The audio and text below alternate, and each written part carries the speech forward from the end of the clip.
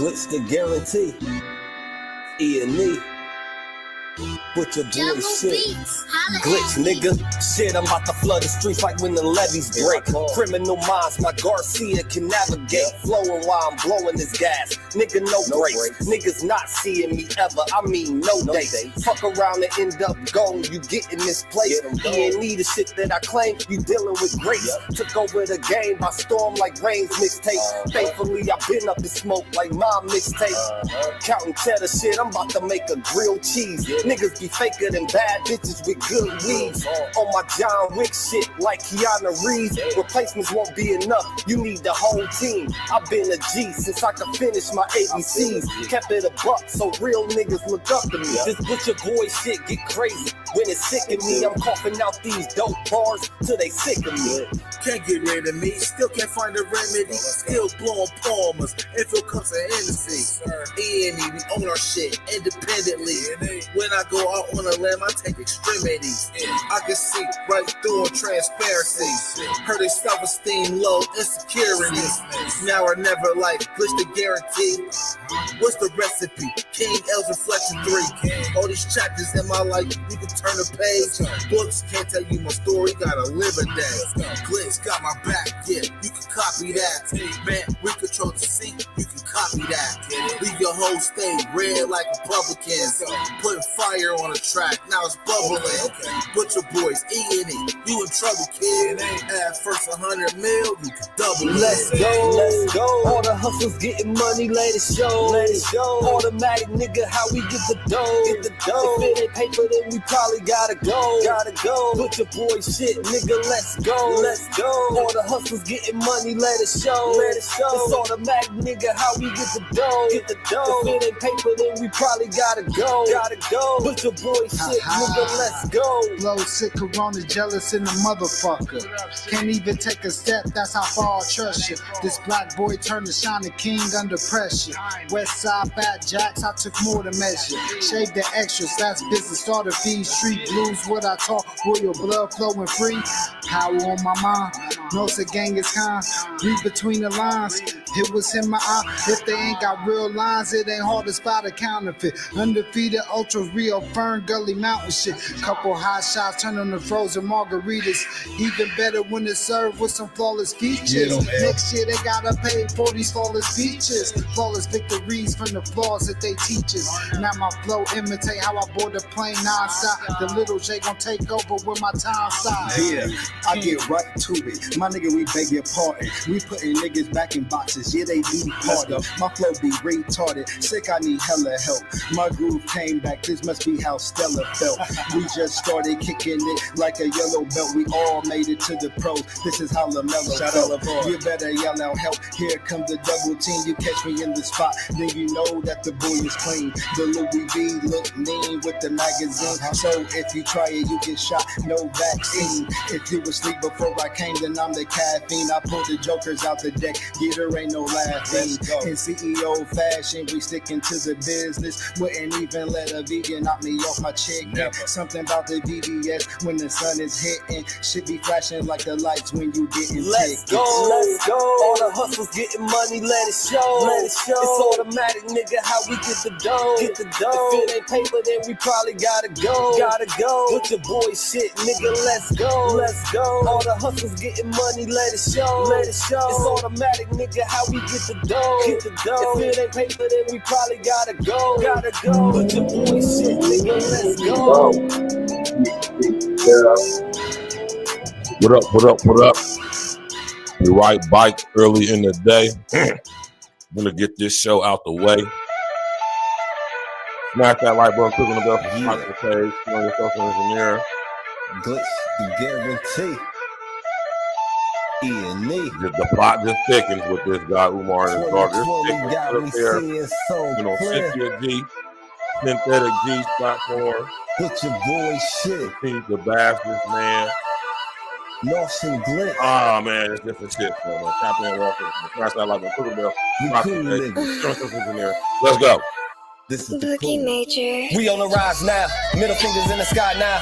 Rolling haze, so we high now. How we ride now? All coops with the top down. And we listen in the top down. Trees got a whole pound. Real G's when we come round. Niggas know how it's going down. Yeah, we on the up, bitch. Real shit you should fuck with.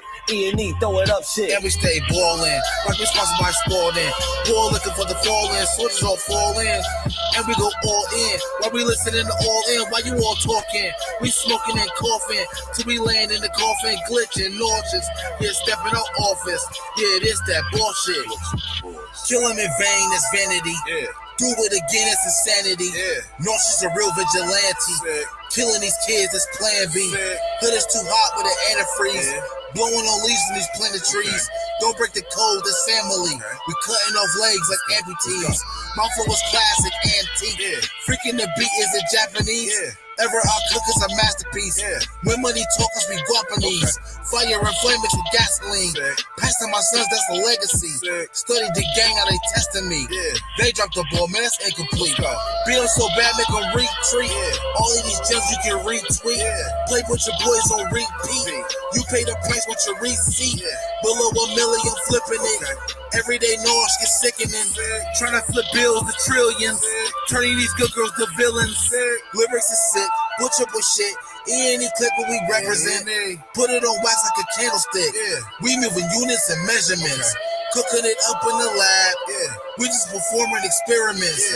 Since I'm the bomb atomic, bang. These rappers out of my element. We on the rise now. Middle fingers in the sky now. Rolling haze, so we high now. How we ride now? All coops with the top down. And we listen in the top down. Trees got a whole pound. Real G's when we come round. Niggas know how it's going down. Yeah, we on the up, bitch. Real shit you should fuck with. E&E, throw it up shit. And we stay ballin', like we sponsored by Sporting. Poor looking for the fall-in, soldiers all fall in. And we go all in, while we listening to all in. While you all talking, we smoking and coughing. Till we land in the coffin, glitching, nauseous. Yeah, stepping out office.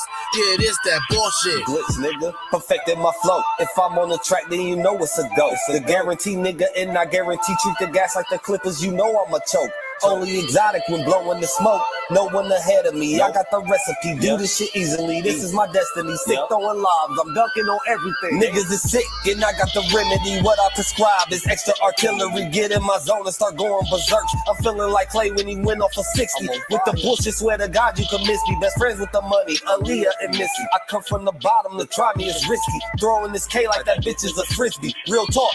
Let me lock in. Show these niggas what I do. Axe Rain. I be standing next to players too. Front line shit, nigga, I'm the fucking truth. Top 6 ever of the 5 in my group. Nigga still bang top down in the coop. Put your boy up and we coming for the loot. E&E shit, we the best, yeah, it's true. This the guarantee, nigga, this is what I do. Yeah. I already know, man. Let's do it.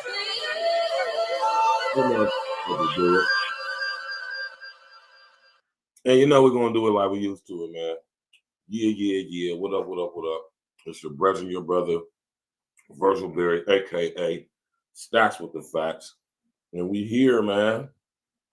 Early Sunday. Maybe not so early for some of us, maybe too early for some of us, man. But we here either way it go. You already know what it is. Yeah. What up?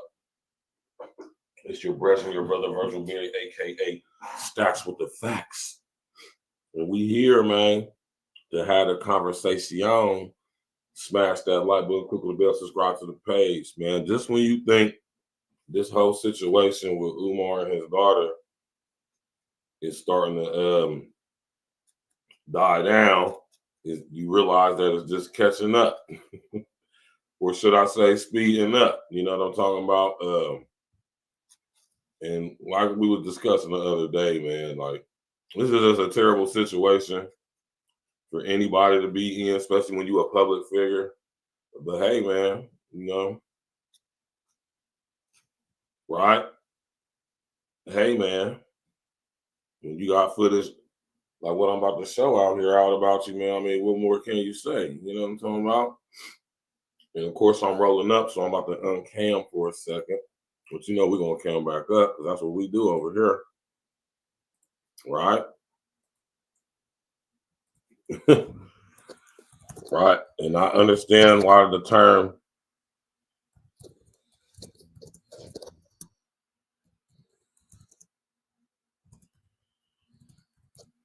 Right? This is why they say the internet is undefeated, man.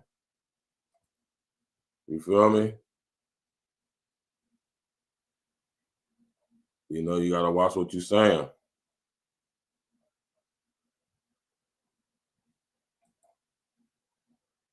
So you think you know Wix, but do you really? All right, smash that like button for a little bit. Right. First up, we've got shit. We'll say this. I'm open to the conversation. Where is Mama Smurf at? Get work. I wasn't there for my daughter. And she may expose me on one of these podcasts one day and say, Daddy, you're the reason I can't find good black love because you never validated me as a woman. So an old clip is resurfacing of Dr. Umar Johnson essentially admitting to be a deadbeat dad. And just me personally, his whole entire response to this whole thing it's been a bad look and really a stain on him for anybody that's really caring about, children and a family like he claims to be. It's a really bad look. Like, we all understand that you could have baby mama drama and baby mama issues and a woman not want to let you be around the kid because y'all didn't work out. And he keeps alluding to that when he's talking about, let's have a 3-way with you and your mama. I got my white man paperwork and this, that. So we understand that part. But the part that he can't get around is his lack of care, concern, or love for his own flesh and blood. Because regardless of what the mama did and this, that, and the third, that is still your daughter. That's still your seed. That's still your child that you've brought into this world. And the way he talks about his own flesh and blood, his daughter, is sad and alarming and disqualifying. Like, we got to be real. First, he's calling her a struggle streamer. All right, that's enough of all of that, right? And some of that stuff the homie just was saying is actually true, but two things can be true at the same time. And as we know, with these type of situations, there's always two sides to the story. We ain't heard none from this girl mama publicly. And at this point, I don't think we really will. And even further, I don't think we have to. Clearly, and I'm just telling you this from on the outside looking in, I could tell that Brother Umar, with this situation with his daughter and her mother, this was a parental alienation situation, I'm pretty sure. Because at some point, and we're going to get to this here shortly, Umar was involved with his daughter, Anissa. He was involved in her life to some extent, to some point, up until a certain time.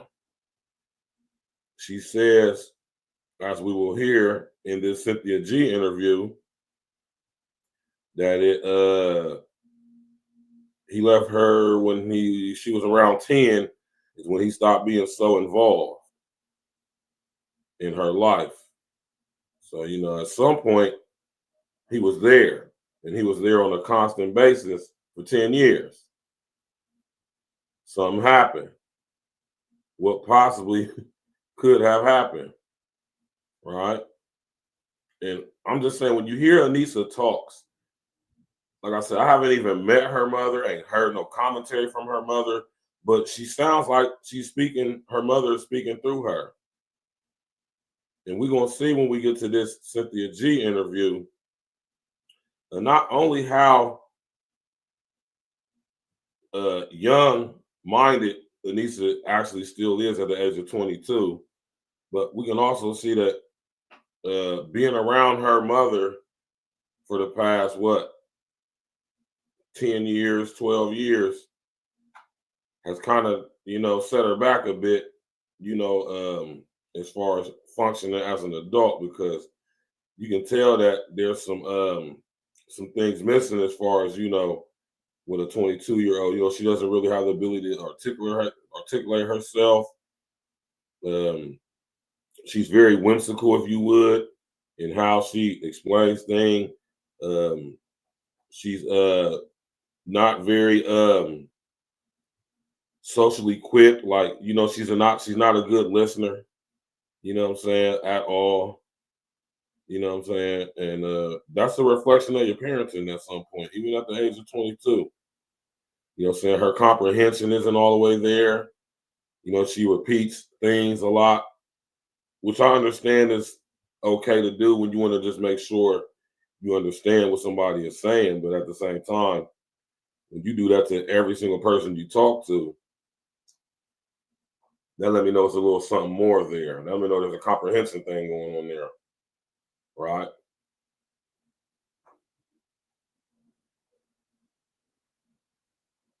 You dig me?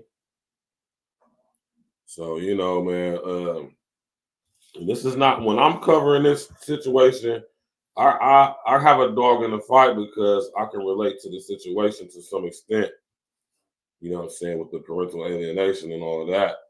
And being a person who's experienced that, I can see it. And I know that Umar has experienced a bit of this because according to Anissa's own admitting, at some point, Umar was involved with her.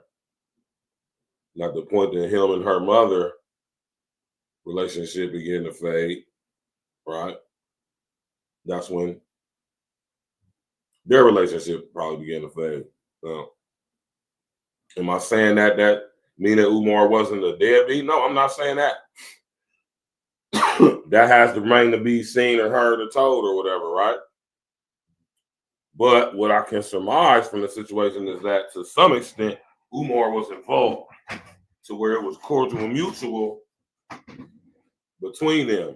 And according to Umar, he'd been on child support. So even if he was on child support up until 10, they had some sort of a relationship, but we don't know the inner workings of that relationship over that 10 years, that 10-year span. You know, we don't know if that 10 years was him and her going back and forth, and you know how that stuff be, man. The parental alienation over the past 10 years is what I'm going to surmise is what the situation was. It's what it's looking like because, like you said, she said, my dad was around till I was about 10. I translate that as my dad was around since up until I was at 10 to the point to where I recognized it. Big E, what's happening? Yeah, he do, but she do, Big E. Like I said, you can tell when this little girl talk, especially in this interview. See, and I'm glad that Cynthia G did this interview with her. And I also respect Cynthia G to an extent. You already know, Big E, same to you. I respect Cynthia G's journalism, as in I'm pretty sure she paid Anissa. Right? As I would if Anissa was to come on my platform, I would definitely break her off because this is business. And if anybody's going to capitalize off of our perceived and or actual trauma, it should be us. And yes, I believe Anissa should capitalize off of her trauma. I think she should. I also think every aspect of her that can be exposed should be good, bad, or indifferent. The whole thing with this situation is we can see that the apple don't fall too far from the tree, right? She gets a lot of her mannerisms from Umar. She even looked like this nigga. I ain't saying she looked dead on him. You can tell that's his daughter, though. She got his features, right?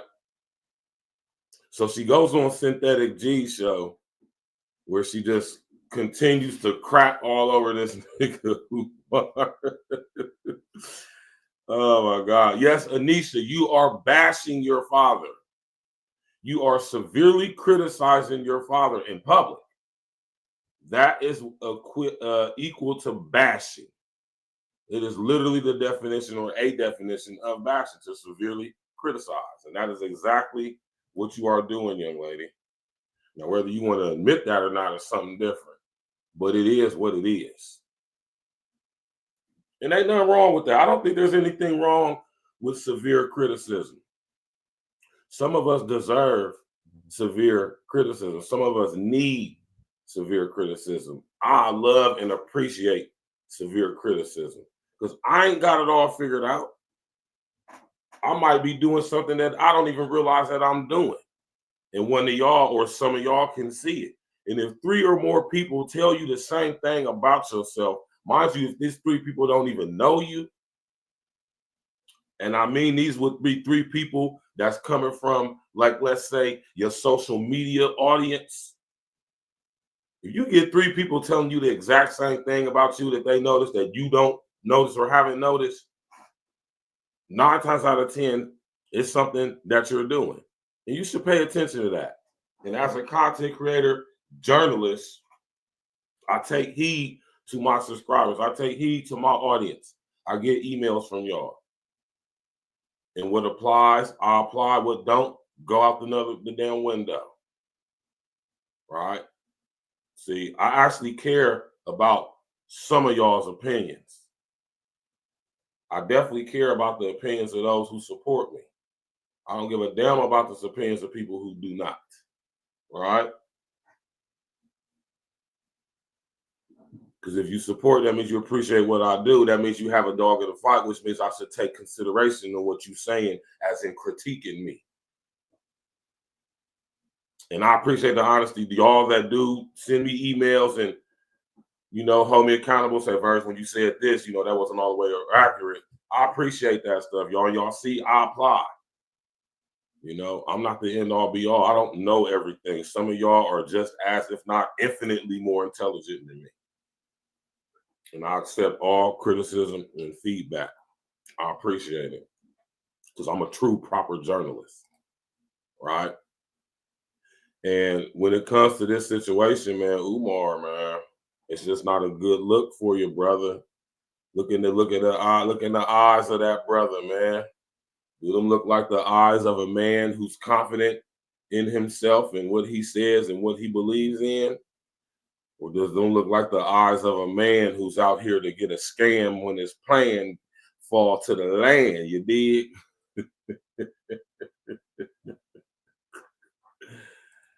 Hey, man, Umar ain't out here doing nothing different than none of these other niggas out here, man. I'm not excusing it, or I'm not advocating for it, you know. But, I mean, it is what it is.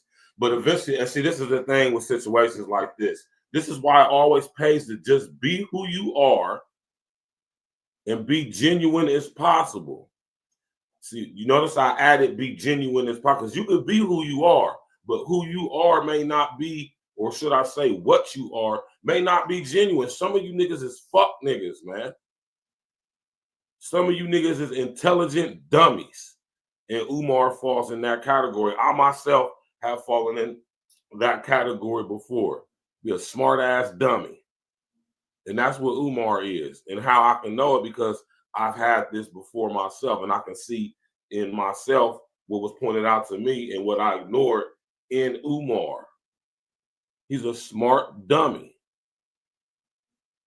Can he articulate himself? Very well read, very well studied, well versed, well learned in African history, not so much in African American history, or even Black American or Indigenous American history.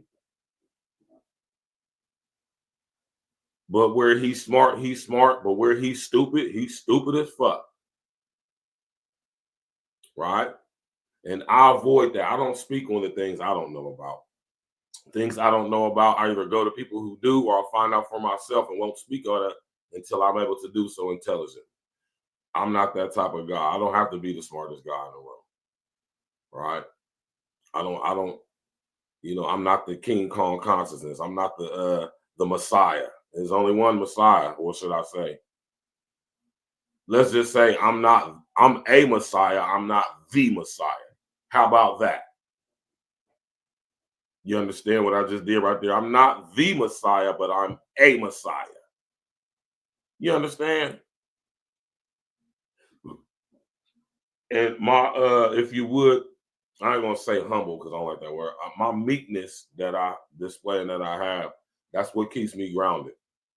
I don't think I'm better than the people who support me. You know, I ain't gonna, one thing y'all ain't gonna never hear your brethren, your brother Virgil Berry up here do is, no matter how huge pause, large pause I make it through this YouTube thing, no matter what happens, one thing for sure, two things for certain, ain't nothing gonna change me. I'm gonna always be just like how I am now. I was like this before I was getting money. I was like this when I was getting money. I ain't gonna lie, when I was younger, immature in the streets, I was probably a little bit more off the chain. But now that I'm a full-grown, mature man, standing on manhood and masculinity, shout out to the homie Sir Ism, right? I got that from him, you know, masculinity, or should I say manalytics. You feel me? I'm more mature. And if I was to ever come into money like, you know, how I used to be getting when I was in the streets and that volume and like that, then it wouldn't change me like how it would change most of you niggas, because unlike most of you niggas, I've been there and done that. I've been all the way up, pause, and I've been all the way down, super pause, right? So, you know, money ain't gonna change me. You feel me? You did. If anything, it's just gonna increase the product of the content. You know, it's gonna increase the quality of the content. The more money I get, the better you're gonna see the background get. You did. Smash that like button, click on the bell, subscribe to the page, man. I'm gonna play this little clip real quick. I'm gonna start playing this clip real quick, man. We're gonna let this little clip play. I'm gonna run downstairs and go grab my lighter because I left it downstairs in the man cave. You did. I'll be right back. Let's go. Shout out to this brother too, Clarence Jr., man. Y'all know some of y'all might be hit to go Clarence Jr., man. You feel me? Some of y'all may not. Clarence is, yeah, I guess, yeah. But I just figured use one of the brethren video. You feel me? Go subscribe to the brother. I'll be right back. On her little girl, like the way he speaks about his own daughter, it's pretty clear that he has no love for the child that he brung into this world. Once again, I can understand maybe if y'all had different strains in the relationship where you couldn't be around as much because of the mom. I can understand you having no love for the mom, maybe, but it comes across as he has no love for his actual child at all. No relationship, no connection, no love, no compassion, none. At no point is he saying things like my child, my daughter. Right. And the homie Clarence Jr. is right. Mr. Oh, what happened, man? What happened, Joe? And that's true though, but at the same time, man, right? At the same goddamn time, though, man. And that's right what the brother Clarence Jr. said. I'm not even going to debate that because it's true. You feel me? Umar didn't do any of that, right?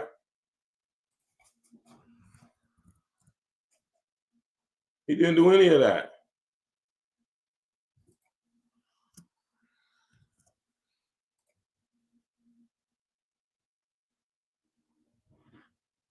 He didn't do any of that, right?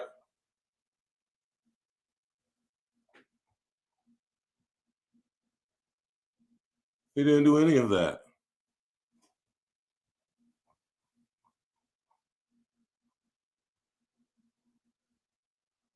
But when she came onto his platform, I'm talking about when she came on the Tommy's Sotomayor platform, right? She had a perfect opportunity to display herself in a way that was presentable, respectable, right? She could have went on there and really, not so much as make a fool of Umar, not so much as make a fool of Umar, make him look bad. Because if you ask me, and let me come up for this real quick. I'm about to show y'all this video. If you ask me, Umar has already destroyed his own character.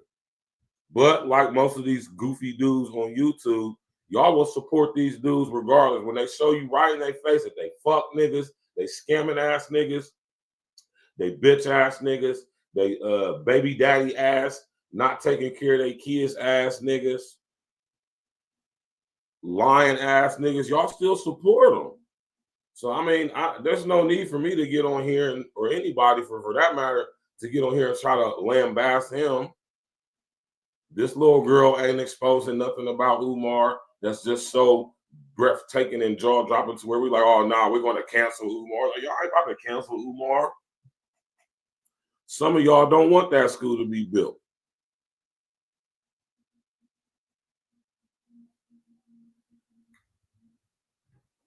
Some of y'all have fed so much into Umar's bullshit, and it is bullshit, that y'all in too deep right now. And to admit defeat at this point would be also to admit the delusion that a lot of y'all have and get so emotionally invested in these characters that the social engineering, unintelligent artificial intelligence makes popular and puts in front of us and says, hey, listen to this person.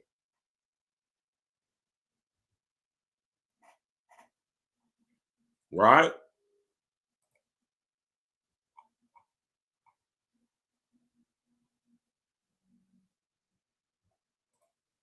But you said I'm cloud chasing, but my video was on your page and you got your cash app on here. You that broke? Go to the job. Yes, ma'am. I'm not broke. Go get a 9 to 5. You don't got cloud chase off me. You know you making me more big. You getting me more traction, me more views. You know that, right? I'm actually not okay. So then you're cloud chasing off of me by your own logic. Not at all. So then you're making me more big. If my video not on your platform, Tommy. Yes, like anybody else's. Exactly. Jesus Christ. Ma'am, I don't have your Twitter. No, ma'am. I do not have your Twitter or your Instagram. So no one knew you. You had a following. That's the difference. No one knew you didn't have your Twitter or your Instagram, ma'am. So you weren't gaining a thing off of it. Tommy, do you not have me on your platform? Yes or no? Answer the question. You answer the question. You know you're on it, dummy. Answer the question. Ma'am, if you can't talk. And this is the thing. And after watching that whole interaction with Tommy, a lot of people, even chicks, even black chicks, we can now see why Umar did not fuck with this little girl and her mother, more than likely. Now, we're not saying that this excuses Umar from his responsibility as a father. No rational thinking adult would ever say that, regardless of this interaction right here, or regardless of the possible, more than likely reality of the family dynamic between Umar, his daughter's mother, and his daughter, that doesn't negate or that doesn't relieve him of his responsibility as a father. Nobody's ever going to say that, or no rational person, adult, would ever think that or go along with that or try to push that as if that's something that's good and right and exact.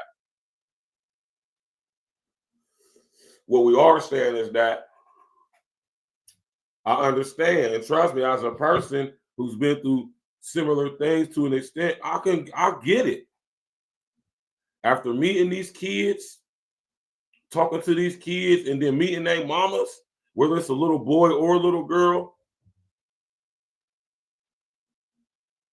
like this little girl, this is her mama talking through her. She don't even know how to interact and engage herself with grown men. This was a perfect opportunity for you to come on a big platform, Anissa, and prove to us that you're not clout chasing. Prove to us that you're not stupid. You're not ignorant. You are articulate. You are intelligent. You did inherit that from your father. You could have come up here, stated your case, pleaded your plight, and merely made a good example of what are the results of when the father is not around. To whatever reason, I didn't see you hold your mom accountable for anything. You didn't say, my mom didn't put a damper in between me and my father. You didn't say my mom was a good role model. I don't recall you saying any of that shit. And Tommy did exactly what Anissa, what you needed. Verbally eviscerate your ass, because you're not as smart as you might think you are. You're not. If I was Umar, I would be very embarrassed. But at the same time, Umar, man, this is, you play a part in this, brother. See, as a father, I can admit where I failed and am currently failing. But every day I make a plan to do better. And I converse with Jen. I say, Jen, right? Because you got to think, for the first 6-7 years of my daughter's life, I wasn't around. I was in the joint. Right? And I take accountability for my role and what and how I played and what I played. You ain't gonna see me making no excuses about it. But being through the certain similar experience, I'm pretty sure Umar has with his daughter's mother, right? Umar is a public figure. Umar said that he knew this was going to happen, right? So the fact that he knew this was going to happen, I kind of can respect him a little bit more, because him saying he knew this was going to happen is also saying that at some point I tried to be involved in my daughter's life, but her mother made the situation so difficult for me in my pursuit of that. It would have been better for me and what I got going on currently now for me to just keep it moving. And I get that. I understand that, man. And if you ain't going through the situation, then you wouldn't understand. And of course, us as men, this is why I tell my brothers, man. Yeah, I don't think he a deadbeat either, Big E. I don't think that Dr. Umar is a deadbeat. Has he been absent at some points? Yes. Have I? Yes. But deadbeat? No. Right? At some point, as a father, when you want to have a relationship with your child, but you have a situation with their mother, as in their mother still feels some type of way towards you for what happened between y'all and y'all's relationship, right? Which is often the case. I'm not saying it ain't ever the other way around. Sometimes you baby daddy ass niggas be bitter ass baby daddy ass niggas, all up in your baby mama business, asking her what nigga she messing with, popping up in the bushes at 3 a.m. talking about you want to see your son, calling the phone, doing stupid shit. That's not the norm, though. And that ain't a lot of us. It ain't even a significant number in my eyes, I don't think. Most of us is who got kids, we pretty much want to be involved and to some degree are involved. But what I want y'all to know is that this parental alienation thing is way larger than what y'all could possibly ever want to even admit is possible and actually happening. I'm going to just say that. It ain't always that easy. It ain't always that simple. It's easy for somebody to say,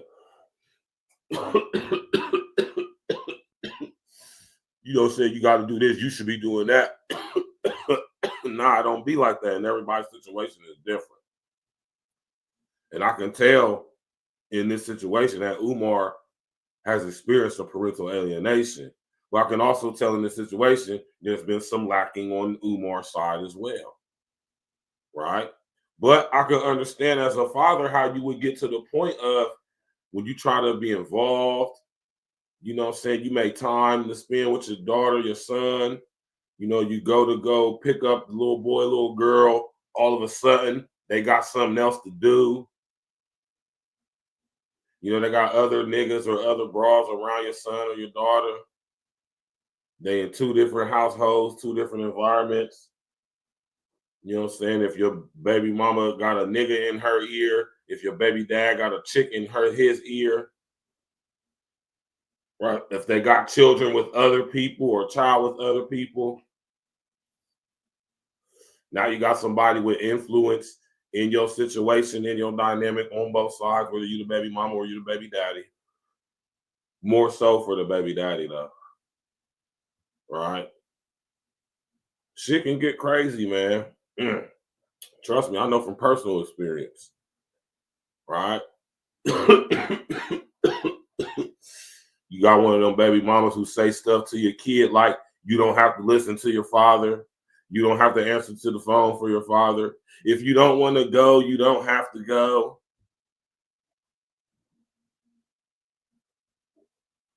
Putting adult responsibilities on your child due to the fact that they have other children or another child by another man or other men. It's multiple facets, man, that could contribute to this type of situation. And I'm telling you, I guarantee you, parental alienation is a strong part of this situation. I bet if I sat down and had a real chop-up session with Umar, he'd tell me, like, man, I try to be there, man, as much as I could, man. But when I was working with, I was in college. I'm trying to pursue what I'm doing right now. I was trying to be involved, you know what I'm saying? You know what I mean? I got other children. I was trying to be involved in their lives. You know what I mean? I just refuse to believe that Umar is a deadbeat all around. I ain't heard all sides of the story. I got to hear from his other children, his other baby mamas, from this baby mama.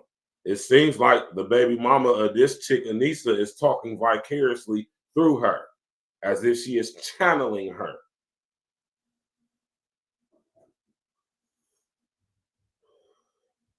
I'm pretty sure Umar over the years has attempted to get in contact with Anissa.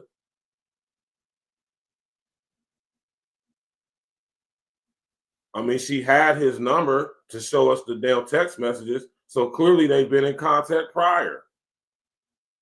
And Anissa, you have the perfect opportunity to go on Tommy's platform, a large platform, a known platform, a popular platform. If I'm not mistaken, I believe your father and Tommy has had numerous conversations before. I might be mistaken. I could have recalled and seen them on the same show at one point in time, or speaking at the same time on the same platform. I could be incorrect in that, though.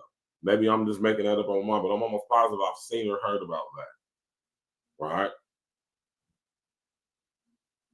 It's a perfect opportunity for you to go on there and represent yourself like the intelligent, articulate young lady that you claim to be. And you went on Tommy's show and made a complete ass of yourself. And you did the same thing when you went onto Cynthia G's platform, baby girl. Same thing when you went over there. Now, y'all already know how we going to do this right here, man. Right? Because we got to box cleverly. You know? We got to box cleverly. Right? Me and Coach Chase fought for assimilation. You did not fight for equality. Right? So Synthetic G is back on YouTube doing her thing. Shouts out to her. I'm not looking. I'm a real journalist. I don't hate on nobody. I don't want anybody to be silenced. I do think some people need to shut the fuck up, but I don't want you to be silenced, though. I don't think you need to be subjugated. I think everybody should be allowed to say whatever it is they want to say. Right? But I also think there should be consequences behind that. So, in you exercising your freedom of speech, you better be able to take everything that comes along with that. Pause. Good, bad, or indifferent. And if that applies to me, that's the part to Umar, his ratchet ass daughter, Anissa, and even raggedy ass Synthetic G. Right? One thing I will say that I respect Synthetic G on for this interview is that she wasn't coaxing her or chiding her or guiding her in any way.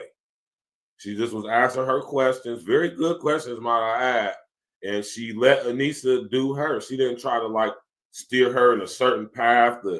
She wasn't trying to gear or guide her towards a specific type of conversation concerning her father that would make it seem like he's worse than what he has already done. I mean, she added her own personal commentary. She has experience with Umar. You know, she's conversing with this man's daughter. I mean, there's really not too much she can say or did say to assassinate his character any more than what he's done himself. That's why I say in the attempt to assassinate someone else's character, you only expose your own. Now, over here at A-Real Talk, we don't do character assassination. We do character accession, right? We do character analyzing. We do character critiquing, character breaking down. You hear me? We ain't gonna, you hear me? Assassinate, right? Because we speak life. We don't speak death over here. But yeah, though, man, let's go.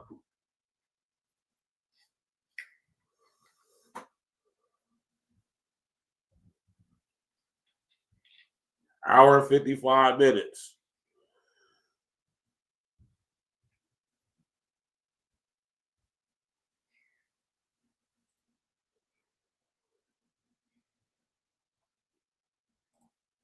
We are absolutely making excuses at this point. At this point, we really are making excuses. We're making excuses. There isn't one single person taking black men out of the home. But this is black man's excuse, and this is... See, that's not true, right? And this is what I say about non-content creators like Synthetic G, and not just her because she a chick, but some of you niggas too. That is absolutely not true what she just said. Right? It's not the only thing, right? It's not even the main thing, but it's definitely one of the things. And that's a fact. Why the absenteeism continue? Absentee fatherism isn't as large an issue as parental alienation. And I'm not like tit for tat. I'm just speaking facts, right? So from a statistical standpoint, parental alienation is far more of an issue than absentee fatherhood. Now, I'm not saying that absentee fatherhood-ism isn't something that we should discuss, something that we should not talk about, something that does not need to be addressed, because it does. But ladies, it ain't nothing y'all can say or do about it. That's something amongst us men we're going to have to fix. Y'all don't have a dog in that fight as far as actually having to say so and what the outcome of it is going to be. That is something that's going to be up to us men, steel sharpens steel. But absentee fatherism, guys who just get girls pregnant, get a chick pregnant and say, fuck it, I'm out. I don't want nothing to do with either of y'all. It happens, but it's such an insignificant amount. It's such a small percentage amongst us. And that's those of us who actually have children. I gotta remember, more than half of us don't even got children. So now when you're speaking about the half of us that do, or the rest of us, the less than half of us that do, more of us are involved and or trying and want to be involved in our child's lives than are not. I don't remember what the specific numbers are right now.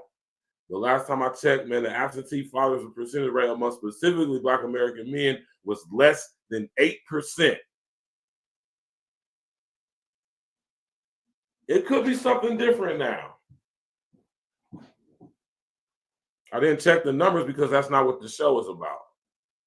But if you think you can prove me wrong, then you should do so. Last time I checked, when I spoke on this, when we did the show on goddamn it, hold on, what show was that? No, I can't remember what show it was, but when I was showing the stats on absentee fatherism, showing the stats on the CDC, when they were saying that Black fathers, foundational Black American fathers are the most involved fathers out of all groups of men in America. You know what I'm saying? I can't remember what show exactly that was, the title of it, but I talked about it on that show about a year or so ago. We're the most involved fathers. We're the ones that's actually there. We're most likely to stay up after working a full shift to do our children's homework with them. Even when we're not in the relationships with our children's mothers, we're still involved at high rates. Yeah. We the ones showing up to the PTA meetings. We the ones showing up to the games. We the ones that's going chaperones on the field trips. Yes, it's us, Black men, foundational Black American men. Yes, we're the most involved with our children's lives group of men and fathers in America. Us. Facts. So all this shit she talking about absentee fatherism, which is what a lot of y'all chicks do, regardless of y'all race. White girls do this, Black girls do this, Asian girls do this. All groups of chicks do this. They take the small percentage, the once in a blue moon amount of stuff that happens that could somehow sway an argument in their favor. They always take the very infinitesimal amount of things to sit up there and say something like, see, it happened there, so it can happen. Like, no, it can happen, but it probably won't for you, more than likely. And this is why I say women, for the most part, aren't designed to be in positions of authority and lead, specifically and especially over men, because y'all's minds aren't analytical. Y'all can't think outside of individual, for the most part, when it comes to authority anyway. Y'all not really that good at delegating responsibilities. Y'all not critical thinking minded to where y'all think the best person should get the job. The best person for the job should get the job. Y'all's mind's not analytic like that. Y'all too emotional. You know what I mean? And that's the only reason why I say it. I'm not saying that women can't be good leaders in certain criteria and situations. I'm not saying that, because that's just not true. What I'm saying is y'all not designed to be that way. Just because you can do something doesn't mean you should be doing something. Right? The best person for the job is the one who should do the job and who should always do the job. And when it comes to position of authority and decision making, it'd be best if a man was in position. Not just any fuck nigga though, but a man. So when Cynthia G talks about this absentee fatherhood, it's such a small percentage, specifically amongst us Black men, that it's almost not even worth talking about. It ain't even 10% of us. It ain't even 5% of us, I don't think. It's less than 10% of us. Now, mind you, it ain't a lot of us.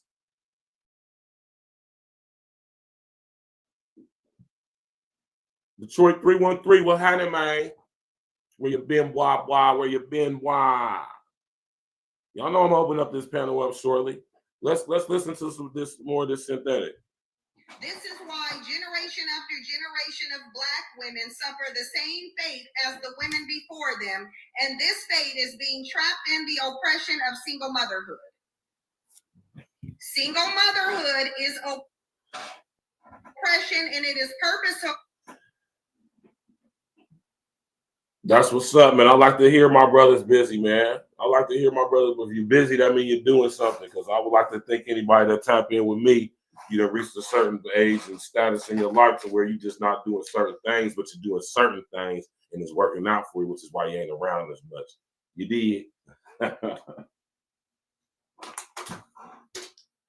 Single motherhood isn't oppression. Single motherhood is a choice. You choose to become a single mother, whether y'all chicks want to admit that shit or not. I don't give a damn how you feel about it. Y'all, outside of the extreme exception of some guy forcing himself upon you, within you sexually, y'all have complete control over who you allow to enter into your womb. It is totally your decision, totally your choice. So single motherhood isn't an oppression. It's a choice. It's a choice that you constantly choose to make for yourself.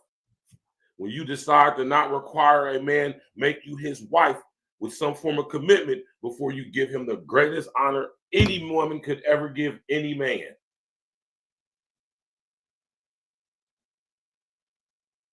And that's just what it boiled down to, ladies. Like it, hate it, love it, despise it, whatever it is, what it is. Yes, family court doesn't oppress single mothers. I'm glad you said that, Detroit 313. Single motherhood doesn't oppress mothers in the legal system.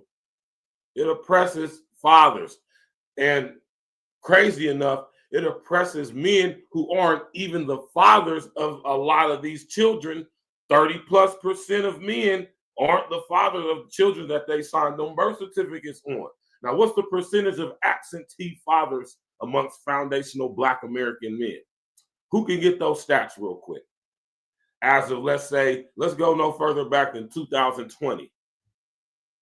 Who could come up with those stats real quick? What is the number? What is the percentage of absentee fatherhood amongst foundational Black American men? I guarantee you it's less than 10%.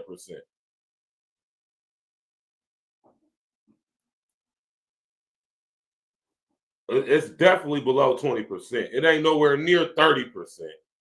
I would beg to differ if it is even 10. More than half of us don't even got children. Don't y'all know that most niggas y'all see running around here outside of the hood and city you from, the side of town you from, most niggas ain't got kids. Most niggas is single, unmarried, working in the middle class without children. Most of us. Don't you understand that it's only about 20 to 30% of Black men who are like not even 40% of Black men, or maybe a little over 40%, high 30%, low 40% of us that are fathers and have children?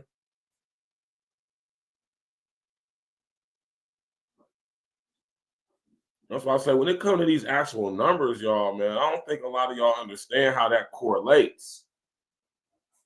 You know? And for synthetic G to be a not ignorant person, just because you're ignorant don't mean you ain't stupid, though. Right? But this is where chicks like Synthetic, who represents a lot of y'all chicks,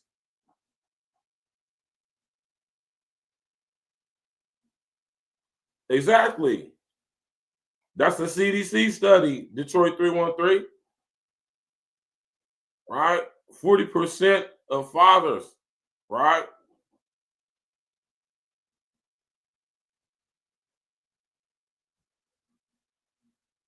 Like, we're the most involved group of fathers in our children's lives. So out of all groups of men in America, if Black men are the #1 group of men that are most involved with their children's lives, how could we possibly have the highest rates of numbers of absentee fatherhood? It don't correlate.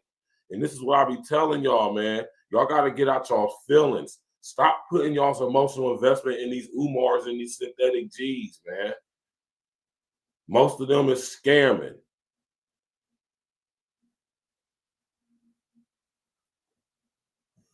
Right? Understand how these numbers actually correlate into real-time society and life. Exactly, Detroit 313. You know, how could we have the highest percentage of absentee fathers and the highest percentage of most involved fathers at the same time? It don't make sense. It don't correlate. That's because it's not true. Now, what's the percentage of absentee fathers amongst foundational Black American men?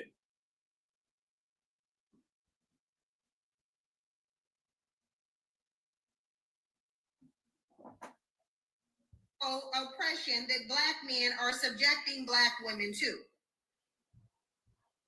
Now, I would agree with her to the extent that Black men aren't doing this to Black women, making them single mothers. They're being allowed to do it, My thing is, brothers, strap up. I know it sounds cliche. I know it, here or there, man, right? But no, man. And that's why I got hella respect for Jack, man. Strap up. Where to? Stop having unprotected sex with chicks that you know good and damn hell well you ain't trying to wife up or be involved with for a lifetime of 18 years at minimum. You don't do it.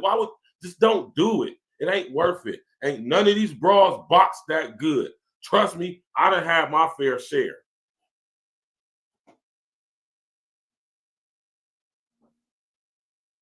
Right?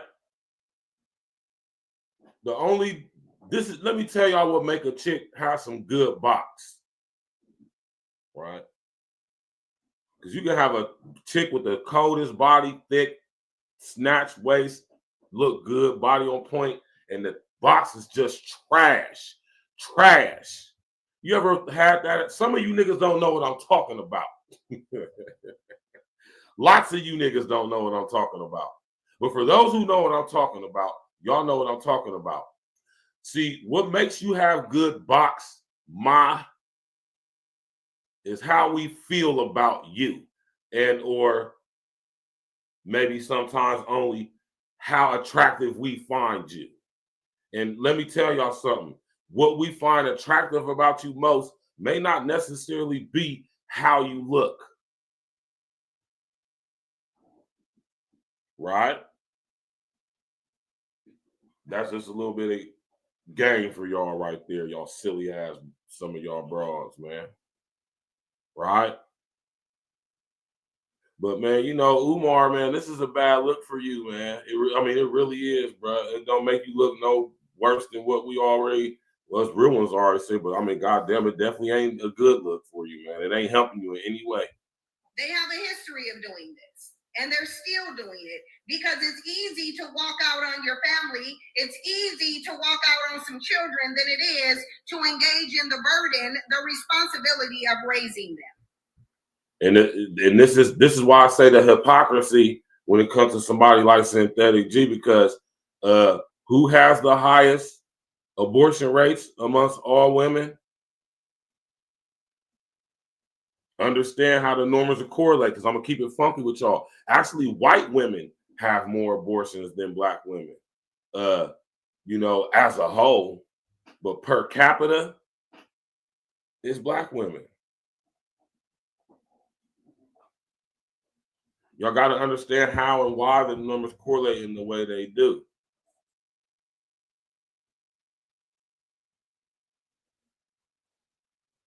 So, my only thing is you can't make it, and I'm never making it seem like it's not just one person's fault or it's a collective thing here. It's just that in this situation, sometimes when we're talking about certain aspects of the so-called black community, sometimes the fault weighs more on the man's side. Sometimes the fault weighs more on y'all side. We just gotta be able to admit where we played the part and be willing to do what's necessary to come together, not pause, and fix it. Because we can do it.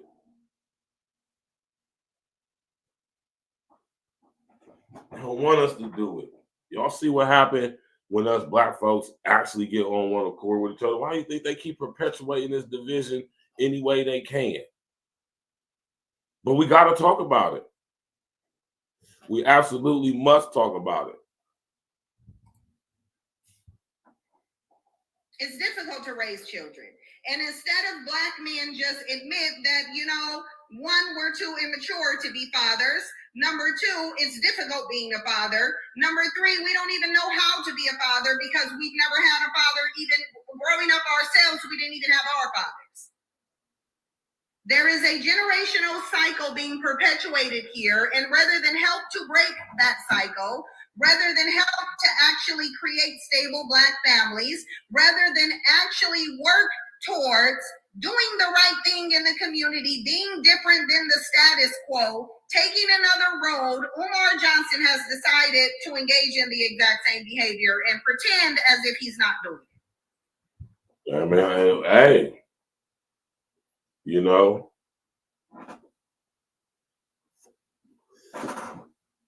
Synthetic is right there, man. Right? And this is why I say, man, the hypocrisy. That's why when you come on here talking about whatever you're talking about, man, you got to make sure, man, right? You got to make sure that your personal situation isn't a complete opposite of that which you talk about. That's why I'm so transparent, you know, because for one, I'm just not that important, you know. I'm important to people who I'm important to, right? Myself being the number one most important person that I'm important to, that I feel is, you know, I think it's important. Nobody thinks I'm more important than me, right? But I also understand that there's a lot of people that I don't know who don't even understand or even realize that I even exist. So, you know, with that being said, man, I stay in my lane, man. You know, I don't talk about certain things because, you know, I'm just not in the position to talk about certain things. Y'all don't hear me over here talking about how to get money and do all that stuff. I mean, I can show you the way. I mean, I can show you how to get some money, but I'm not currently affluent financially in areas that where I know I get money into where I could be like, I mean, as far as the standpoint of like, you know what I'm saying, like putting you up on game. I mean, I could put you up on game, but from a level of this is what I've been doing and I'm being moderately successful at it, kind of breaking even, but you know, it's something lucrative for you to do if you're able to do it type situation. I mean, it ain't gonna be like, oh, I'm just up and this is what I did. And if you just do what I did and you can get like I get, but you know, if you just buy my membership for this course, I ain't selling no courses. Yeah. Shout out to all y'all niggas out there selling courses, man. Hey, if y'all gonna buy it, man, I'm a businessman at first. You know what I'm saying? There's a difference between being a businessman and a scammer, though. You know what I'm talking about? And if you selling courses that are not actually being beneficial financially for people, if you just selling people a whole bunch of motherfucking claptrap game as far as it's like, you know what I'm saying, you know, just verbally, you know what I mean, feel good type motivational stuff niggas can listen to in their Walkman or some shit that don't come up with no actual results, you know.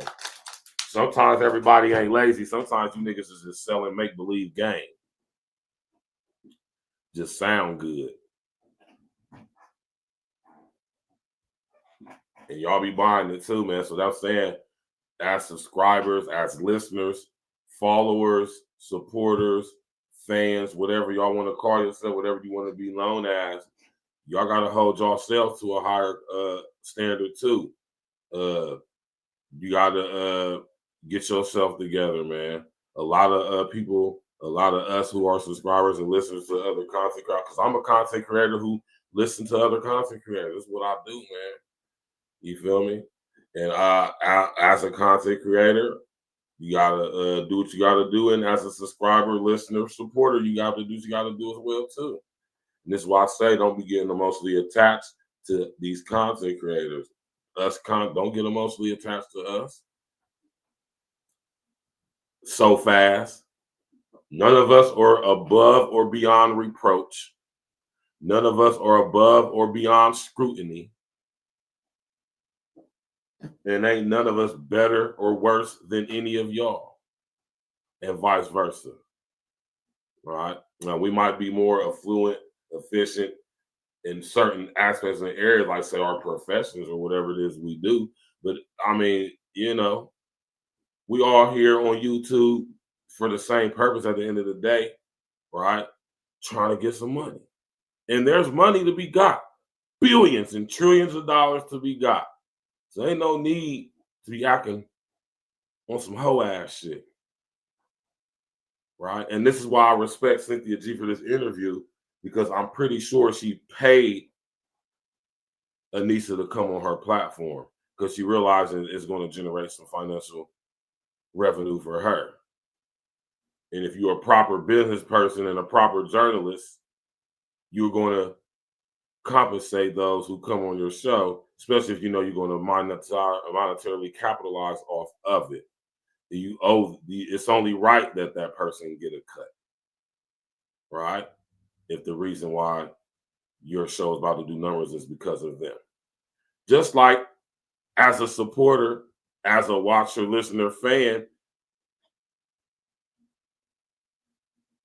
an upcoming content creator, if you want to get your name out there and you want to come on the big platform, like let's just use the perfect example for right now, Synthetic G, you should be paying her to come on her platform and talk about whatever it is you want to talk about and get out there and get people to listen to.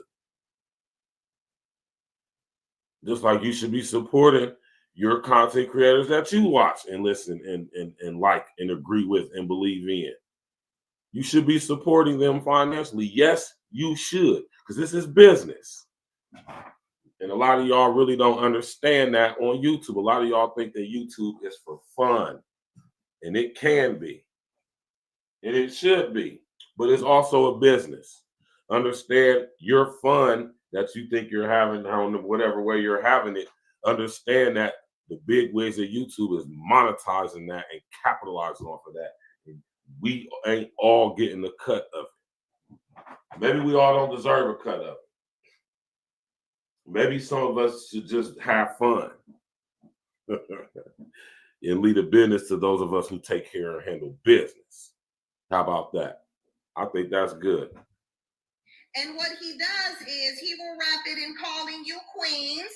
He will wrap it in appearing to uplift you. But in reality, all he's doing is grooming you seemingly to be another baby mama, possibly of his. Because again, he stands on the business before back shots principle. That's the one he stands on. Business before back shots. He said it.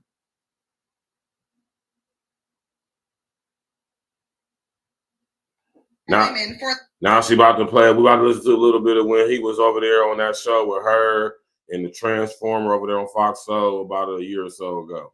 The condition of the Black community, because he doesn't really like Black women, but he understands that if he just calls Black women queens, then he can say whatever derogatory statements about them. He can uplift snow bunnies.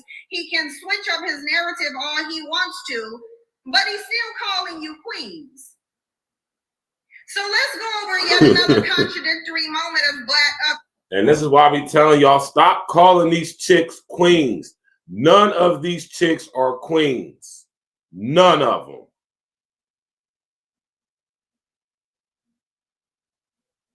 What are you the queen of? What royal lineage do you extend from?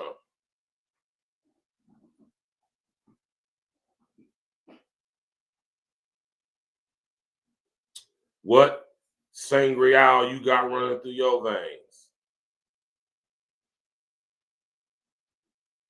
You dig? I don't use such terminology. And I ain't no goddamn it king either.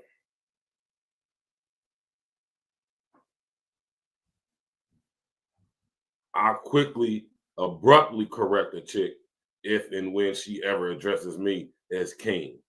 I cut that, I check that at the door. No, not me. I ain't no king. Yeah, it's only one king, and it ain't me. God damn it. You hear me? You did. Now, I'm not even a king, right? I'm just me. I'm just a guy. I'm just a man. I'm just Virgil. I'm not, you know, just call me Virgil. You ain't gotta call, I don't like all that. What's up, King? Peace, you know. And then y'all niggas be calling these chicks queens, and they ain't nowhere near a queen in any aspect of the word. And then you get all this stuff, man. So what she's saying is true in that aspect.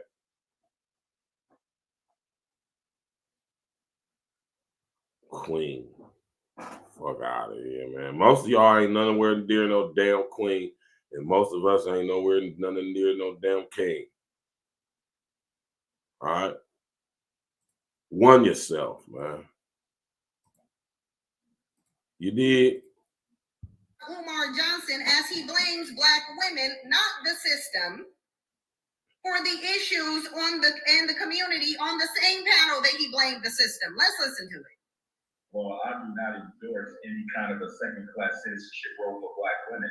I believe Black women have as much to offer as do Black men, so I'm not sure who the Queen is referring to, because I am not a misogynist and I do not support that type of narrative that said the Black woman's position is only to have children and to prepare food. But at the same time, I think Black women have to look at themselves, because although white supremacy has been the greatest enemy of the progress of Black men, you would also have to argue that Black women have probably been the greatest accomplice to supporting the white power structure in the destruction of Black males, i.e. the Well, that's a powerful statement Umar just made right there. That's a powerful statement Umar just made right there. Right? Conversation we're having right now, where two intelligent Black women had yet to, not sure who the Queen is referring to, because I am not a misogynist and I do not support that type of narrative that said the Black woman's position is only to have children and to prepare food. But at the same time, I think Black women have to look at themselves, because although white supremacy has been the greatest enemy of the progress of Black men, you would also have to argue that Black women have probably been the greatest accomplice to supporting the white power structure to have children and to prepare food.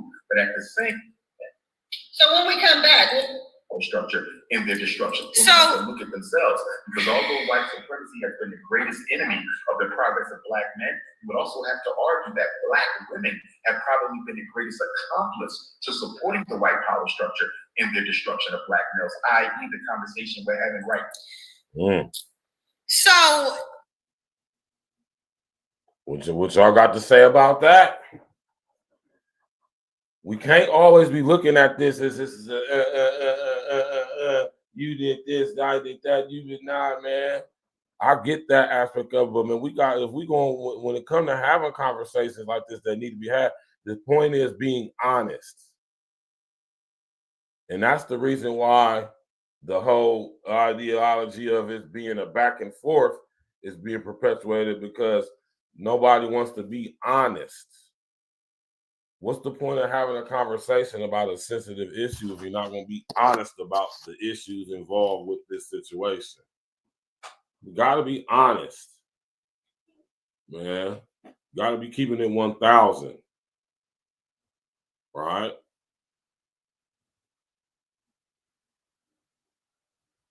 You got to be real about the situation. If we was to have a check-off list of everything that contributes to perpetuating white supremacy,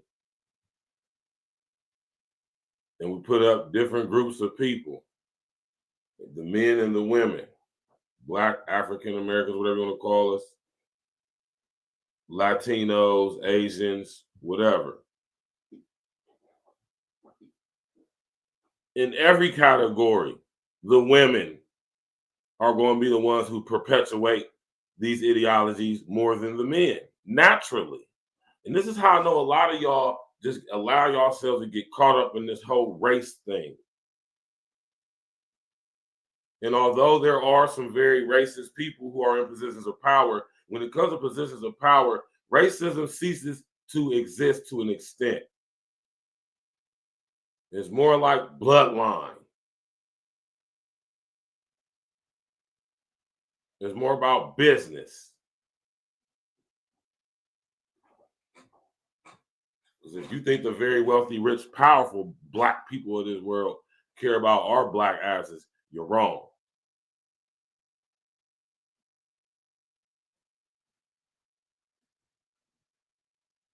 And that's just a fact, man. Let's go. Umar Johnson can say that Black women are the greatest accomplice to white supremacy. It could be argued. Black men, because we're talking about the problems that Black men actually perpetuate. But he does not see himself as part of the problem, even though he's perpetuating a cycle of absentee fatherism in the Black community that 100% aids in the white supremacist power structure or any war that they would have waged against Black men. Hey, man, Cynthia, that's a fact, though. We can't allow the person saying what is being said in its actual factuals to deter us from accepting the truth of the facts, man. What Cynthia just said is actual facts. I mean, you cannot debate with that. That's the fact. What she just said. All right. It just is what it is. It just is what it is. Issues. It is a real issue that Black men are waging a war of femicide against Black women. I don't know about all of that. Now, I already know, and many of you already know,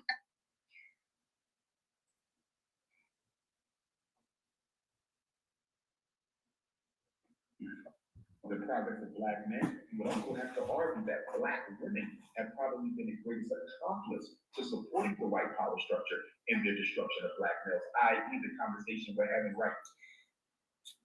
So Umar Johnson can say that Black women are the greatest accomplice to white supremacy. It could be argued. Black men, because we're talking about the problems that Black men actually perpetuate.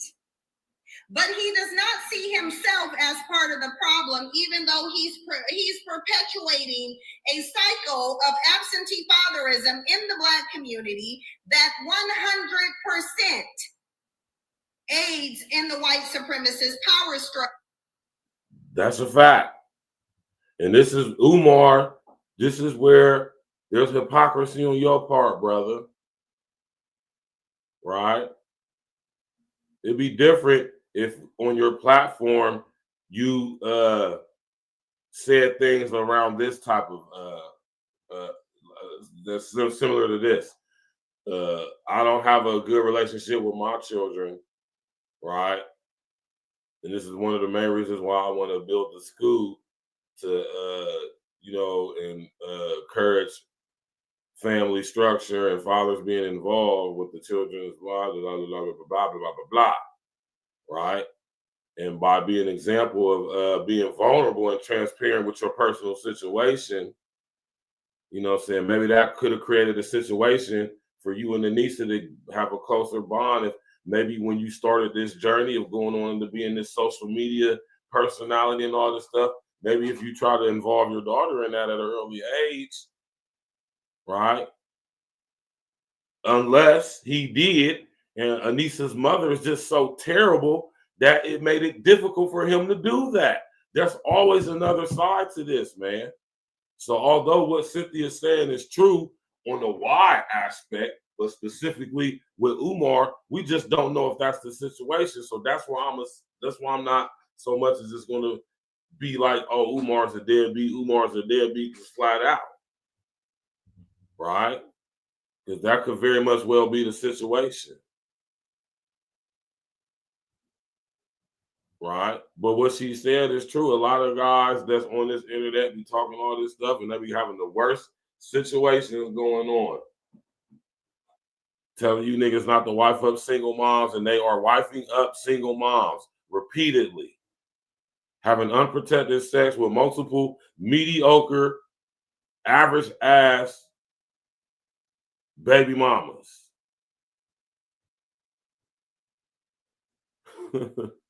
I ain't saying Umar doing that. I'm just saying some of you other niggas is getting caught up in. Right? Y'all chicks gotta understand, real ones like myself, we just now starting to come to the internet within like the past like maybe 5 to 10 years. These niggas y'all been running into on the internet for the past 15 years, these niggas is goofy ass, corny ass, never been chose by the batch ass, never had their way with batch. I'm talking about lamest, corniest niggas you could imagine. All the niggas y'all used to reject and play and make think that y'all like them, but y'all really kept them in the friend zone ass niggas. All these niggas is the niggas that's been on the internet and social media from about 2010 to now.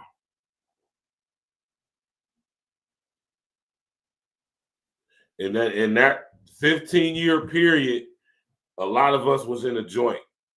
A lot of us was on our thing, doing our thing, getting to our bread until we figured out like, oh, social media is this thing now. Now we can, hey.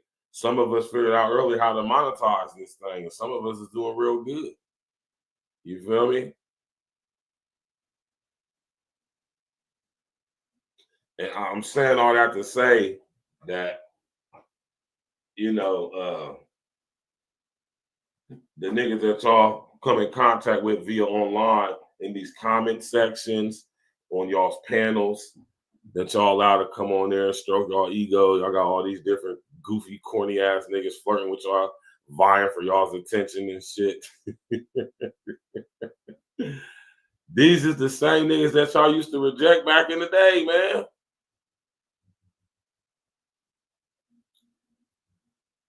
Now they got a safe space to interact and engage with y'all, man.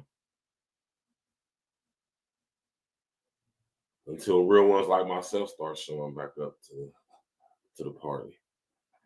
And we got to disrupt and dismantle and shake shit up. Umar, on many levels, is a fuck nigga. Never will deny that. But on many other levels, he could be such a good asset to the brethren if he wasn't such much of a sucker. Scamming ass Philly nigga, man. And nothing against Philly, man. Shout out to all my real ones that I know from Philly. I know some solid brothers and some beautiful sisters from Philadelphia, man. I know some thoroughbreds from Philly, man. But just like y'all got y'all stigma out there, we got our stigma out here in Columbus or wherever you may be from. And Philly niggas is known for being some scamming ass niggas, man.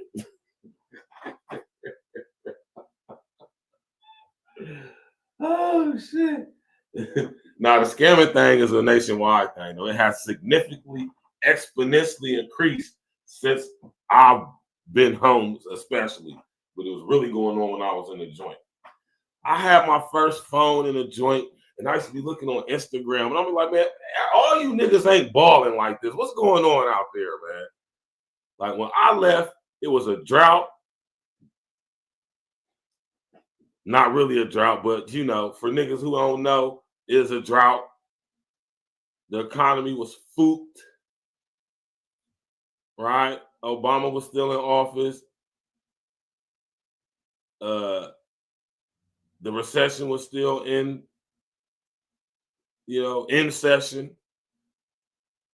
And I just used to be seeing, I used to be looking at Instagram and seeing these niggas with all these foreigns and big chains. And I'm like, what are these niggas doing, man? Like, I first came home in 2016. I'm looking at Instagram. And I'm like, man, come on, man. Like, nah, everybody is not selling drugs at this level, right? What is you niggas doing to obtain this type of stuff to be able to floss on Instagram? And I said, oh, niggas is scamming. That's what niggas is doing. Niggas is big scamming, right? And I don't see nothing wrong with it, man, especially if you taking the scam money and you making it work for you. But if you just scamming for years on end, you got to know them people gonna come see you, Jack. If only people they gonna have scamming in this country and getting away with it for numbers of years without paying taxes is them. Not our black asses, not your black ass. How long you think you're gonna get away with identity theft scamming, credit card scamming, digital wireless account scamming? How long you think you're gonna be able to get away with that before these people catch up to you? And when they catch up to you, it ain't gonna be all gravy, baby. Don't you know they are? This is why I tell y'all to pay attention to HR 1955. Don't y'all know that they're about to be considering identity theft and internet finance, scamming with hacking account? They're about to consider that stuff to be terrorist activity. Don't y'all know that according to HR 1955, that could be considered violent radicalization and ideologically based violence? Don't you understand that scamming people's personal information out of them to create accounts to funnel illegitimately gain digital funds and monies through? Don't you understand that that could be considered homegrown terrorism? So I keep telling y'all about this stuff, man. But scammers abound nonetheless. And UMAR is one of them. Synthetic is one of them.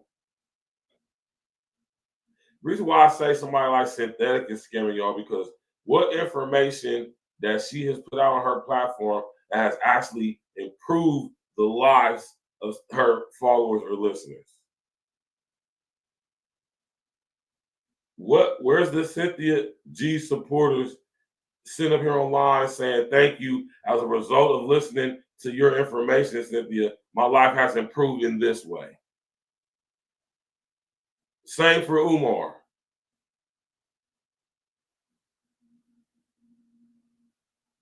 And I don't say this to be bragging, right? And this is one of the main reasons why I do what I do, right? I get emails all the time from y'all, and I appreciate it. That's why I'm so meek when it comes to this, right? This is why I can bring myself back down to y'all's level, because most of y'all, we all are on the same level. I'm not no better or no worse than any of y'all. I'll never make it seem like I'm somehow living a life that's so affluently more sophisticated than yours, and it's not. Some of y'all probably living better than me.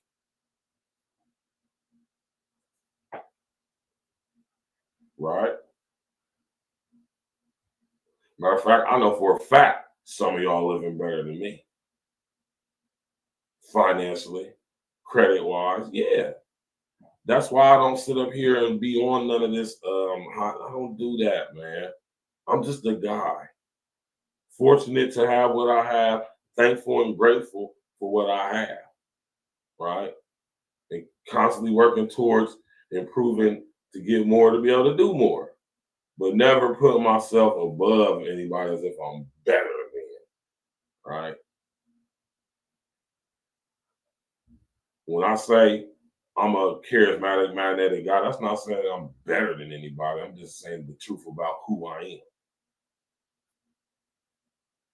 You know, if y'all want to say that's bragging, or call it what you want to call it. It's the truth, whether you feel it's bragging or not, right? And I'll be feeling where Umar come from when he get to speaking his stuff, when he know like I said, when he right. But when we start seeing stuff like this about Umar, man, it's like it kind of taints the message, man. That's why it always pays off to be 100, be your authentic self. The people who appreciate you for who you are and who you present yourself to be, they're going to rock with you. They're going to support you, man. I'm telling you they are. And the thing is, y'all, it might not be 100,000. You know how difficult it is to find 100,000 like-minded people that support and rock with each other? You'd be hard-pressed. So that lets y'all also know something. A lot of these people with big, huge subscriber numbers, they don't even engage with the percentage of the audience that actually likes them and supports them 100%. Most of these people with all these subscribers, most of them is fake. One thing I like about my subscribers support me. They tap in. I get the emails. I appreciate it, man. Y'all the ones, the reason why I check my email daily. I'm looking to see which one of my subscribers that sit up here and sent me something saying, man, I'll just be watching and I appreciate what you're doing. Keep doing what you're doing. I appreciate the cash as I get throughout the day for $1 here, $2 here, $5 here, $20. I appreciate that. That let me know that people is really watching. And I appreciate that. You know, when it's time for A Real Talk to blow up the algorithm and do what it do, or it won't. Either way it go, I'm good. You know? You know? But one thing for sure, two things for certain, as tumultuous as my personal relationship with my daughter's mother can get at times, y'all would never hear about it. And if y'all did, it wouldn't be nothing that I haven't already told y'all or already took account for. So there wouldn't be no, you know, like I say, you can't, I can't be exposed because I'm not lying. You only can be exposed when you're lying about something. I ain't lying about shit. I ain't got no reason to lie. I'm just a regular guy. Y'all can find out whatever y'all wanted to find out about Virgil L. Berry II. Y'all can find out by just Googling that name. And if you're smart enough, you can figure out what you want to know. Besides that, if you really wanted to know, you could just tap in on the platform when I go live and you could just ask me. Whatever that happened to if you want to know something about somebody, you just ask them. Nowadays, people want to be detectives. They want to dox you and all that crazy shit. I'm not doxing not near one of you motherfuckers, man. I don't care about what y'all got going on in y'all's personal life enough to dox y'all. Especially if I ain't gonna make no bread from it. Right? We don't need to expose none of my fellow or would-be content creators, man. Would-be fellow content creators. I look at a lot of different stuff on YouTube, man. Some of this stuff is corny. Some of the stuff I'm like, hey, I like this person, man. They got something going on here. I like what they do. I watch a lot of different stuff, man. You know, and I'm pretty sure Umar does too, man. Or maybe Umar's too caught up on his home thing to where, nah, Umar, you can tell by the platforms he chooses to go on, he pays attention to social engineering. You can tell. If you a content creator like me, you can tell. We're about to see Umar on the 20 versus 1. Watch. Guaranteed. Guaranteed we're going to see Umar on the 20 versus 1. Bet.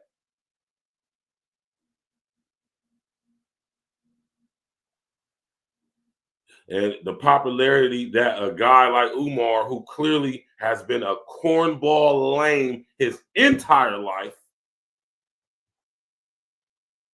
and ain't nothing wrong with that, man. Some of you niggas just perpetually corny. Just because you a corny dude don't mean you a bad dude. That don't mean you ain't a cool dude. You could be a cool ass corny nigga. Who don't know a cool ass corny nigga?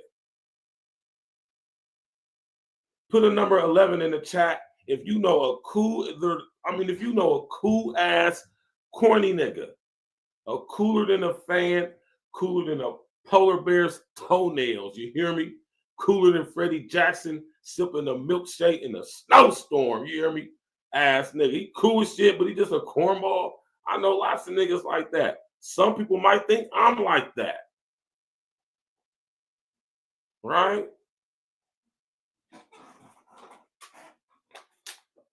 Just because you corny don't mean you can't be cool.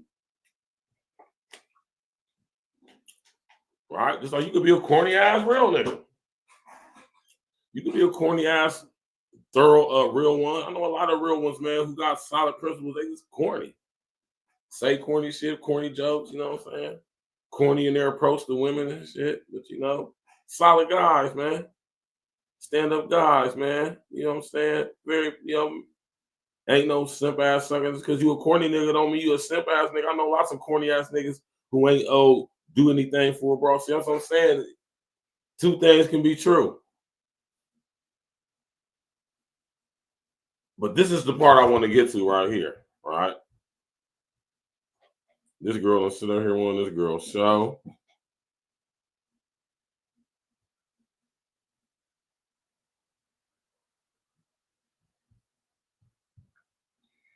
No credentials in the world could convince me to hand him nothing.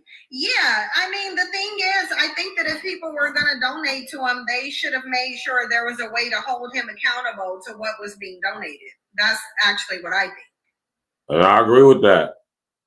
I agree with that. All y'all goofy ass people sitting there donating all this money to Umar Johnson over the years for that damn school. He ain't showed y'all nothing. He showed y'all what looked like of a construction site.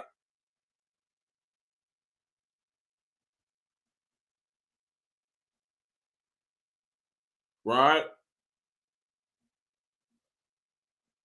I remember when Brother Polite allegedly went out.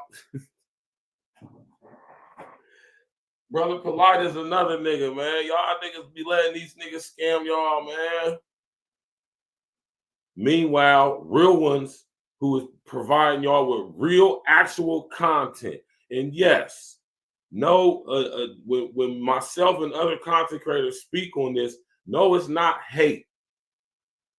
Y'all got to cut that feminine ass trait up out of y'all's minds to the rest of my brothers. I don't expect for a broad to say something like, but you dudes, though, just because a nigga critiquing another man's character and behavior don't mean he hating on that nigga.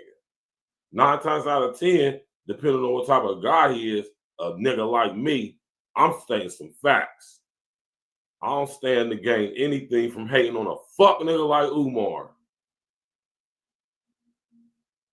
Everything Umar had to do just to get a bitch, nigga, comes naturally for a guy like me.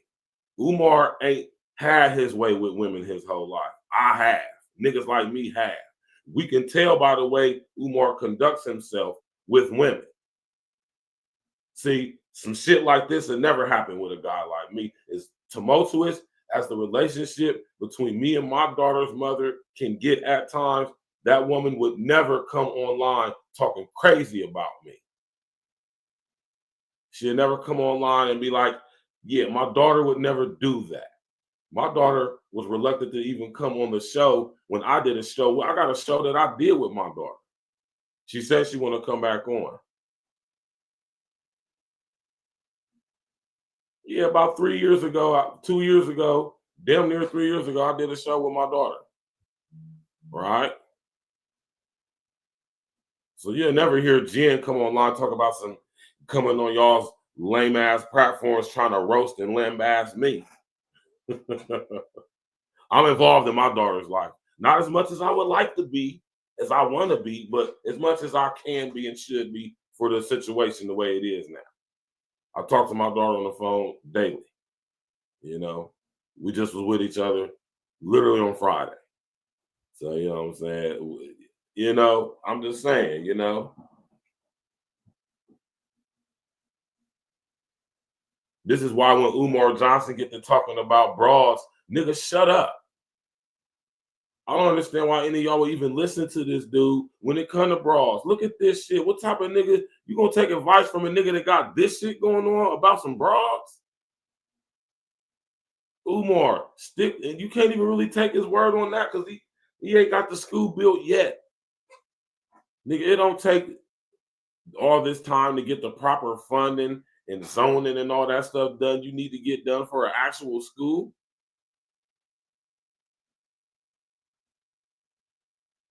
But y'all still support this dude. Y'all who support him.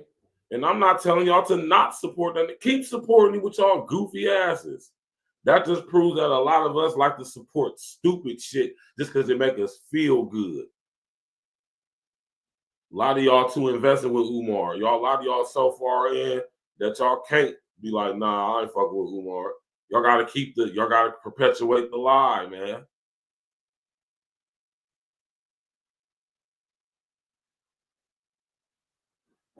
I'm saying as long as this nigga been talking about that damn FD MGU Academy, that motherfucker should have been open by now. He done been on the Breakfast Club.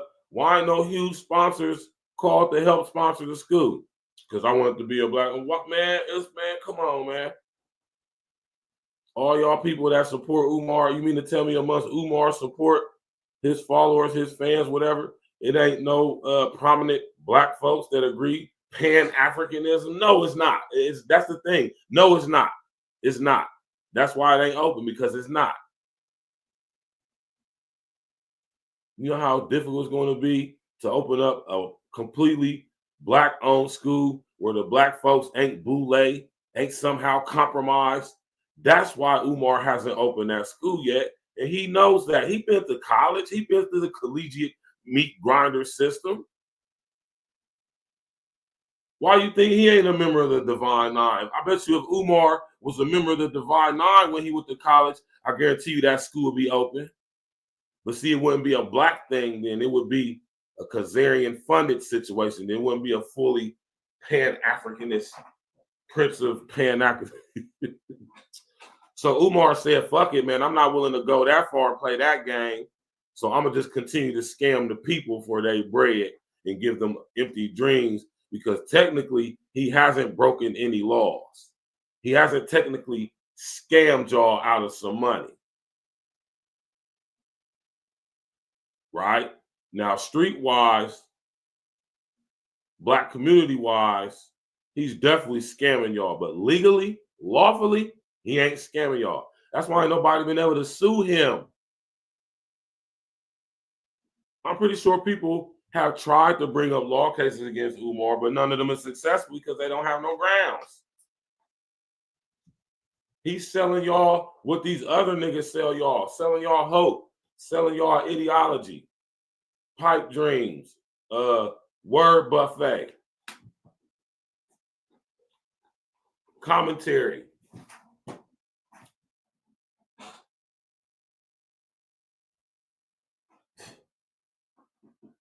I'm surprised none of y'all have not contemplated this.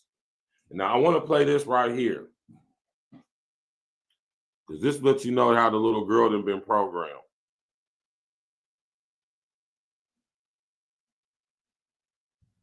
Doing this for a money grab because he had his Cash App on the screen while talking about, you know, the situation. So I do think he's a clout chaser, and I don't really know what exactly Tommy does. I don't know if he's an activist similar to Umar or if he's a content creator, but she doesn't know if Tommy is an activist similar to her father.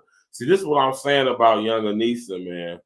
Young Anissa has proven to the world how much of a uninformed, ill-informed, I don't want to insult the little girl now, right? I'm using words that correctly critique her character as of what we've been shown. She's uninformed, she's ill-informed, totally inarticulate. She's not well-versed, ready, studied or learned, right? She has very, very low critical thinking skills. Her social skills aren't that bright either, right? And clearly, there's something going on there emotionally and mentally. Seriously. Right? Now, I'm not going to critique how she looks or nothing like that, because I don't really care. She's not attractive enough of a woman for me to even speak on anything regarding her physicality. In order for me to speak on you looking like something, that means basically, if I speak on how you look, that means you're looking like something. Now, I'm not saying that Anissa looks like nothing, but not to me. Right? People, what's she about to say? the disrespect was completely uncalled for because I didn't disrespect him. A lot of people are disrespectful, and they're gonna be, because they, again, Umar is like, a lot of people had a problem with me for talking about Umar, because they're saying, okay, well, Umar is the black leader that we have who loves black women, even though he don't. So people are gonna be negative because you're picking. Umar is not a black leader. Umar is not a black leader. Just because he self-proclaims himself to be a black leader, don't make him a black leader. No more than me saying that I'm a black leader makes me a black leader. You're not a black leader until us, the collective black men, tell you you are. And when you ever heard any of us advocate for Umar as if he's some type of leader amongst us? I ain't seen it. Just because it's some of you dudes that admire his work and what he do, that doesn't mean that we elected him a leader. And if y'all elected him a leader, who did y'all run that by? Who gave y'all the authority to elect this nigga a leader of any of us without consulting the rest of us? Because I'm going to tell you right now, as a real one, I'm going to say that I'm speaking on behalf of real ones. Ain't none of us ever picked this nigga to fucking be a leader of amongst any of us. This ain't no nigga we would follow. This ain't no nigga who we would call big homie. big bruh. This fuck nigga right here. This the type nigga we send to the store to get the fucking Dutchess, man. We send Umar to the store to get the Dutchess, a bag of Grippos, and a 6-pack of fucking Corona, man.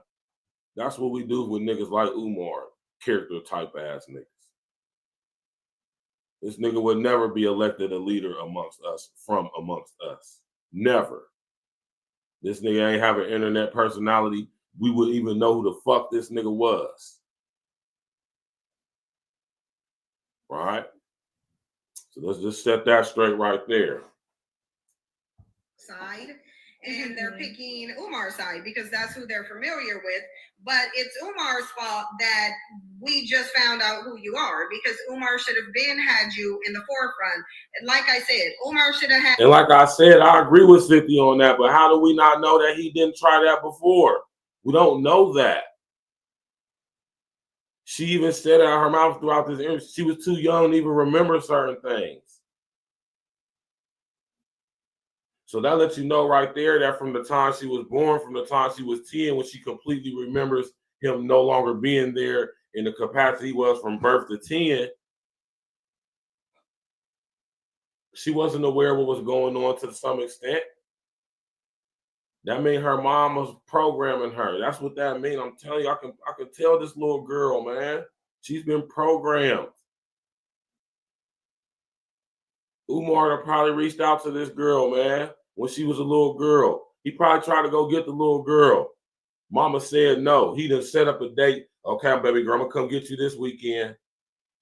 Time come to go get the little girl. Her mama like, oh, nah, she going with me. Nah, we going to do this. Oh, nah, I'm telling you how this shit goes, man.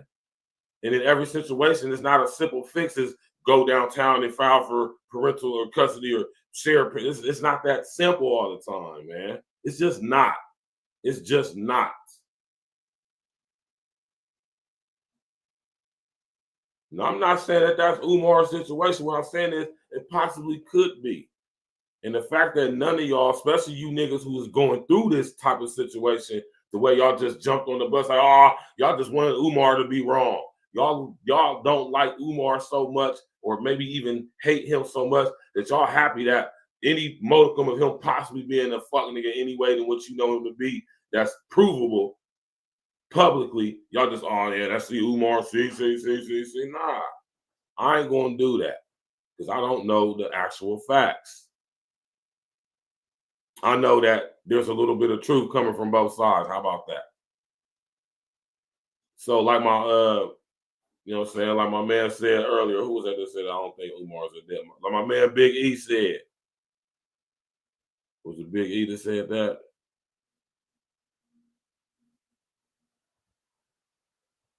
Yeah, it was my homie Big E.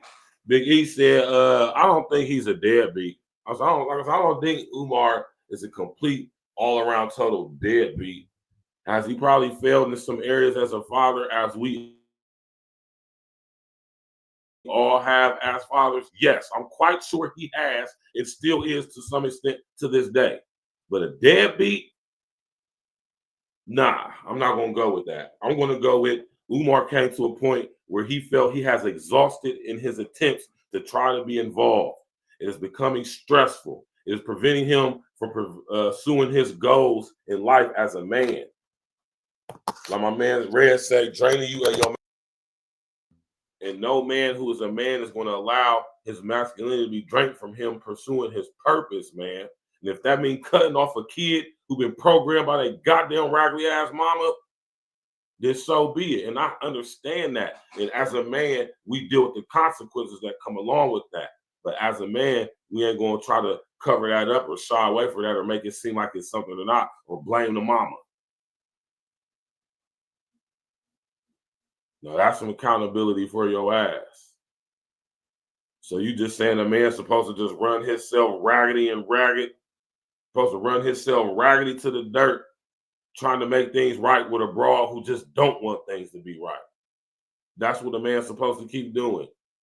Get off his purpose.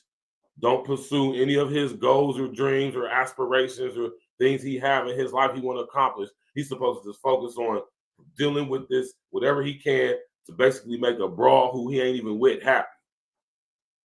because she's feeling some type of way. I say absolutely not. And for all y'all religious Bible heads, even scripturally, that's not accurate.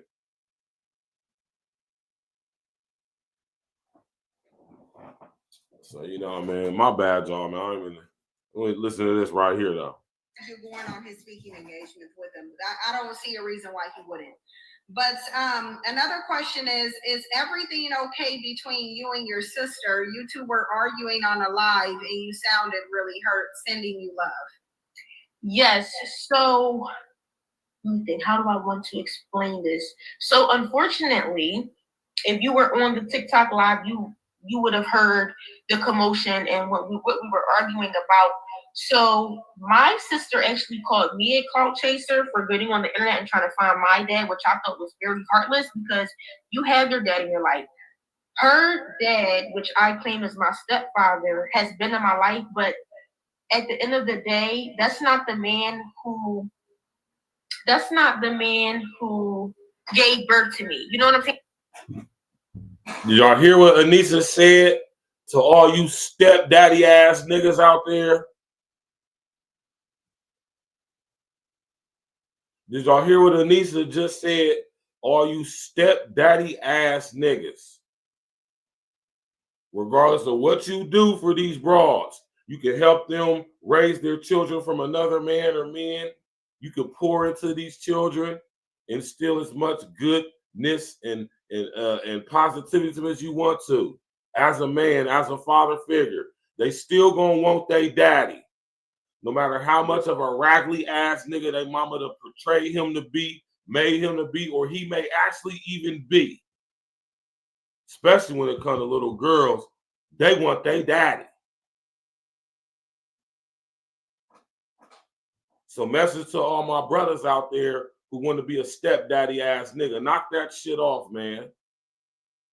If the situation you in fits you and it serves you and it benefits you and you dealing with a woman who understands what you is as a man, what you expect from her as a man, and she makes her kids an asset in your life, meaning she has a good relationship with their father and or fathers, if you will, if you go that route, which means that this man understands he has no domain in your household, or y'all have established a relationship to where y'all understand that there's a structure and hierarchy and boundaries here when it comes to the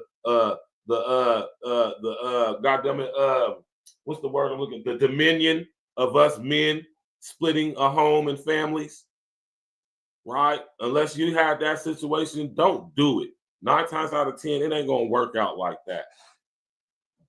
Don't wife up single mothers for the most part. Don't do it. Not unless her kids is grown or the daddy is dead or he's serving a triple life sentence in prison. That's the only situations where I would say, okay, mess with a single mom. Go for it. Right? And even then, in the extreme situation that the guy is dead and or, well, the only situation where you can't work is that the guy is dead. Because now you ain't got to worry about later in life, the child wanting a relationship with the father. And then, like, I still want to meet my dad. They are literally not going to be able to meet their father. And I know that sounds messed up, but that's just some real shit. Right? This is why stepdaddy ass niggas being a stepdad. This is why that stepdaddy shit, we got to get rid of that shit too. The truth of the matter is most of y'all chicks ain't prepared to be the type of woman you gonna have to be in order to get a man to want to even be interested in raising another nigga's kids, from which he's going to get no benefit from in his life, in his legacy. Understand that raising another man's kids, installing all of your goodness into another man's kid does not benefit you as a man wholly. It might benefit society, but you, that don't carry on your legacy. Another man's seed ain't gonna carry on your legacy. Right? And you shouldn't even expect that. Relationships between stepfathers and their stepchildren should be that of a counselor or like say like a mentor.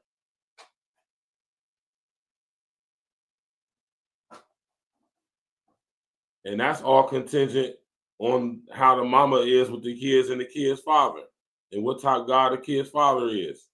A lot of you niggas is fuck niggas. A lot of these bras and have babies with fuck niggas, man. That's another reason why you don't mess with single moms, man. Most of these chicks who are single moms, they baby dads are fuck niggas. That's why they ain't with them, for the most part. I ain't gonna say most, I'm gonna say some. All right. And that's just real shit, though, man. I'm about to drop the link, man. You feel me?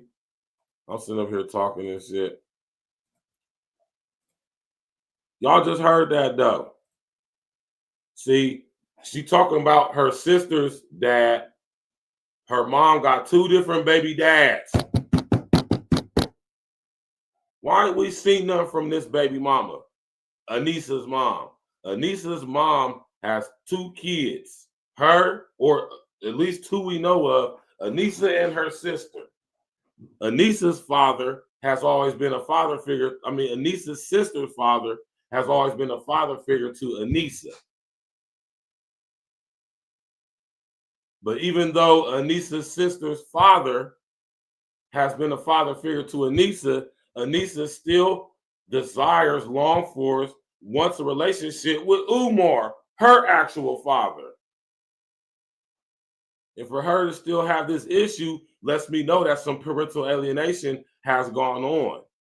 This isn't the relationship of Umar's daughter's mother, Anissa's mother, doing everything she could to have Umar involved, trying to co-parent with him, you know, trying to work things out with him mutually, allowing her to have time with his daughter, working a thing out between them without involving the white boys, the system.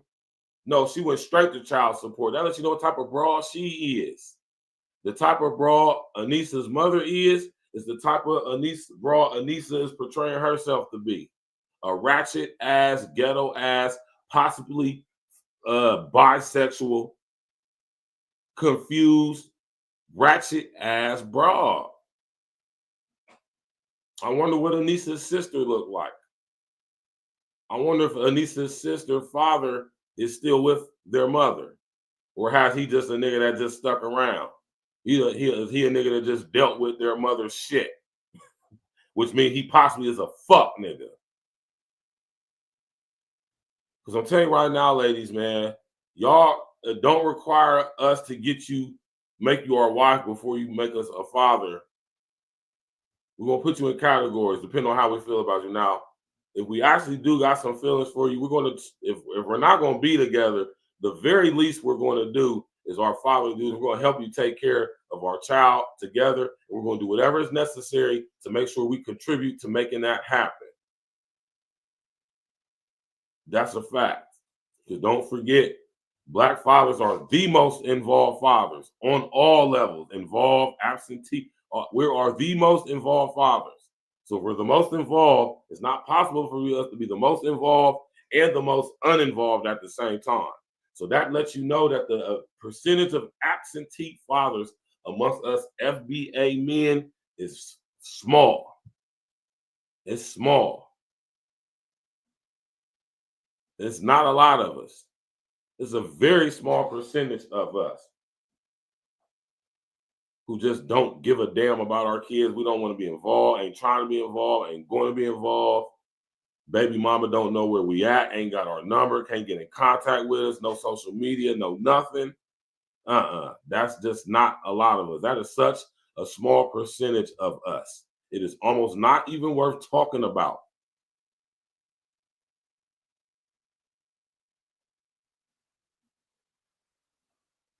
The overwhelmingly mass majority of Black fathers in America are involved or trying to be involved as much as they possibly can all based off of the relationship they have or lack thereof with the child's mother. And through y'all's surrogate daddies, the state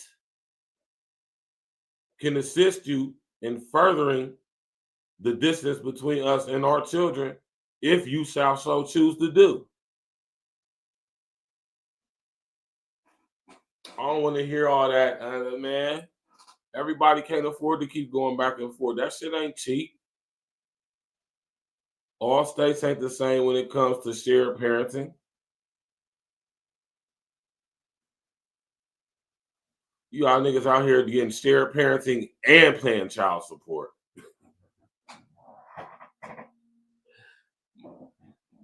And like Detroit 313 said earlier, man, child support doesn't suppress Black women. Single mothers are not suppressed in any way in America. Matter of fact, y'all are coddled, y'all are cajoled, y'all are cuddled, comforted, cared for.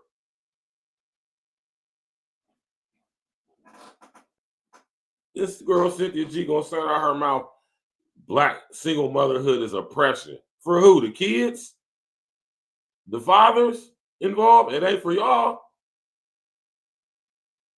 Single mothers got it made in America, man. Even the illegal ones. Y'all get free subsidized housing, free food, free money, free medical. What more could y'all want? Y'all can literally not work. Y'all do not have to go to work. Imagine that. And as always, it just ain't never enough. God damn, I'm talking about insatiable. Not sensational, insatiable. Right? Let's go. Okay, so even though he was there, which I appreciate, I still want my dad in my life, my biological father. See? And I wanted to wait to the end to play this part to all you stepdaddy ass niggas. All you niggas perpetuating this whole single mothers, stepfathers. Nah, man. Unless you are in the extreme and rare situation where you taking on such a task totally benefits you as a man and becoming the better version of yourself as a man, absolutely, it is not a good idea, a great investment. Do not do it. There's nothing valuable to it. There's nothing to be gained or benefited for you becoming a better man from doing so. Because this is how most of these kids think. You can sit up here and pour all of this stuff into another man's kids just for them to still want him. Even if he's been a raggedy, absentee ass nigga. Not saying that Umar has been that. But for the guys who are that, this is how their little girls specifically feel towards them. They still want their real daddy. So I hope y'all take heed to that, to all you would-be stepdaddy ass niggas. I'm not telling y'all to not mess with single mothers. That'd be like telling you, man, there's too many of them, right? Too many baby mothers out here for me to say, don't mess with baby mothers. Well, I'm going to tell you, you mess with a woman that's beneficial to your situation as a man. If she ain't willing to get on your program, follow your leadership, your guidance, your structure, leave her alone. If she got another nigga's kids and she's fitting herself into your structure, your program, and she got them kids on your program and they following your program, which means they're contributed to the benefit of you becoming the better version of yourself, then fuck with that broad. Why would you not mess with a broad like that?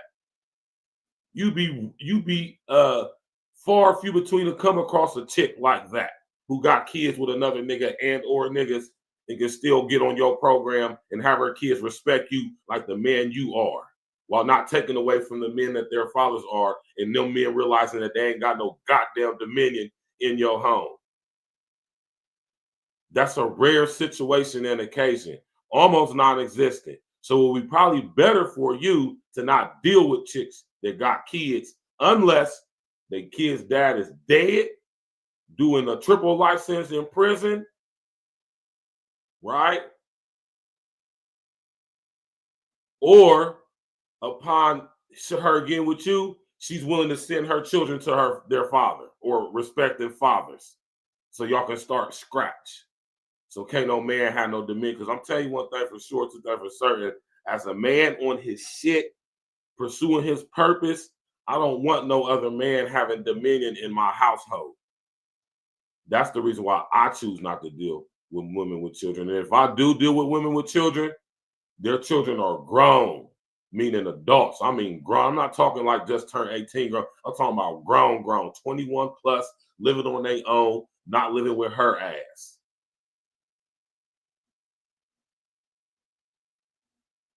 Right? I ain't messing with no chicks that got multiple baby dads. I ain't messing with no chick that got tumultuous relationships, situations with their children or child's father. I ain't doing it outside of clapping cheeks. And I'm just too mature and way too grown to be just getting with a chick just to clap her cheeks. It just ain't that serious for me.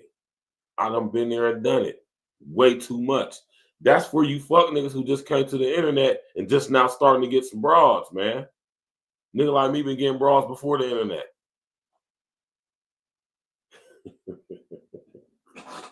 So that was the argument. And everyone should be able to understand that you will want to know your that's not unreasonable. The bottom line is it doesn't matter who raised you. Umar, you have Umar's DNA. His blood is going through your veins. I love this part of the interview because these are the same chicks. Cynthia G says that men should have no problem with raising other men's children, but at the same time, this girl is saying what she's saying. Regardless of what that man has done for you, I mean, Umar's your father. See? This is why I'm saying they stick their feet in their mouth. All you got to do is just let these chicks talk. See, smart women, intelligent women, they don't do a lot of talking, especially when men are talking. They tend to be very quiet, very meek, very out the way. They only speak when they're spoken to, or if they have something to say, it's something that we probably should pay attention to.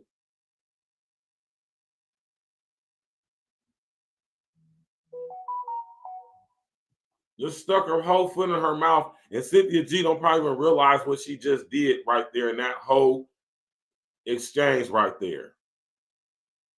How you gonna tell a nigga he should be comfortable or okay with being a stepdad, but at the same time sit here and say it don't matter what a stepdad has done for a child. It don't matter what a stepdad has sacrificed to be the positive, manly figure in this woman or this young lady or young man's life. It don't matter. What matters is, regardless of what this man or this woman that did for you, more than likely it's going to be a man being a stepfather. No matter what this man has done for you, protected you, provided for you, showed you a great example, decent example of a man interacting with your mother, regardless of any of that, this nigga still your dad, and you deserve to know who he is, and you deserve to have a relationship with him. Which is all true. This is why it's not beneficial or it's fucking pointless to pursue becoming a stepdad, a stepfather. And you niggas need to stop that shit. Because for the most part, you taking on that role ain't going to benefit you when dealing with today's single mothers, for the most part. It's just not. So you shouldn't even pursue it. I always encourage my young brothers to pursue women on y'all's terms. Y'all stop getting with these broads on their terms, man. Making deals and cutting deals with a broad and shit. Man, rest in the essence is simple, man. Rest in the essence to my nigga Simple to P, man. Brandon Phillip Gilmore, man. Philip Brandon Gilmore. Rest in the essence is simple. Y'all niggas out here cutting deals with the bitch. I ain't cutting no deals.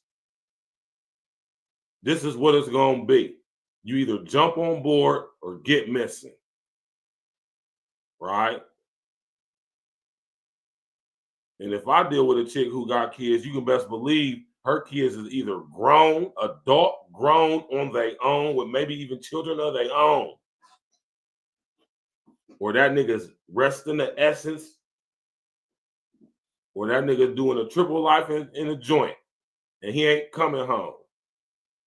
And I would even be reluctant to still mess with a chick with that, because I don't want to mess with no chick with no school-age children. I'm not trying to be no children's father if I don't have to be. I got my own daughter. And the situation with me and her mother, it gets crazy enough. I don't want domain in another man's household. I don't want dominion in another man's household. I would rather keep dominion in my own. Right?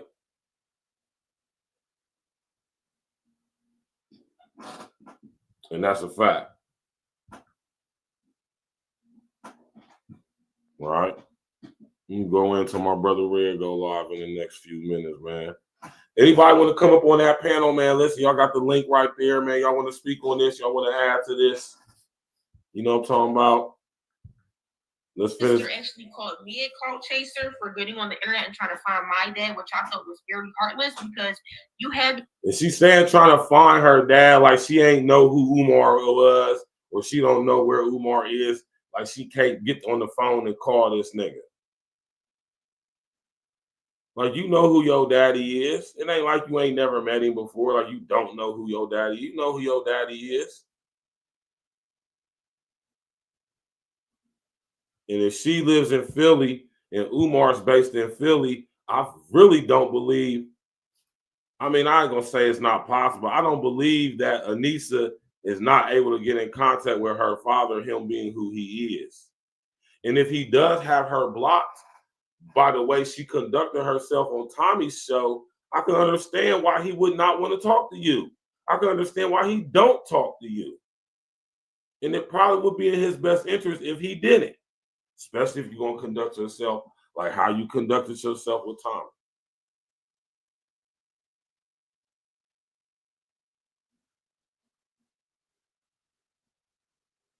I guarantee you Anissa grew up with her mother telling her things like this.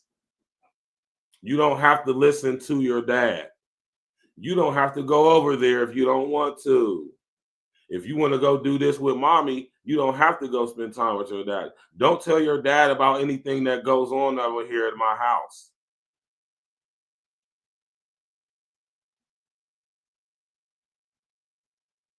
Your dad can't discipline you. He ain't allowed to whoop you. You don't have to listen to your father. You don't have to do what he say. Type shit. This is the type of shit that chicks say to their kids.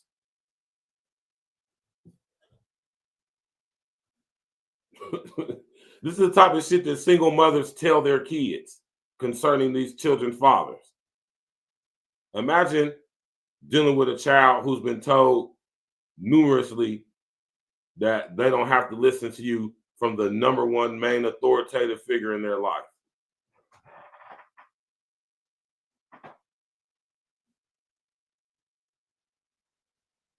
Imagine that. Imagine your daughter telling you, I can do whatever I want and I don't have to listen to you.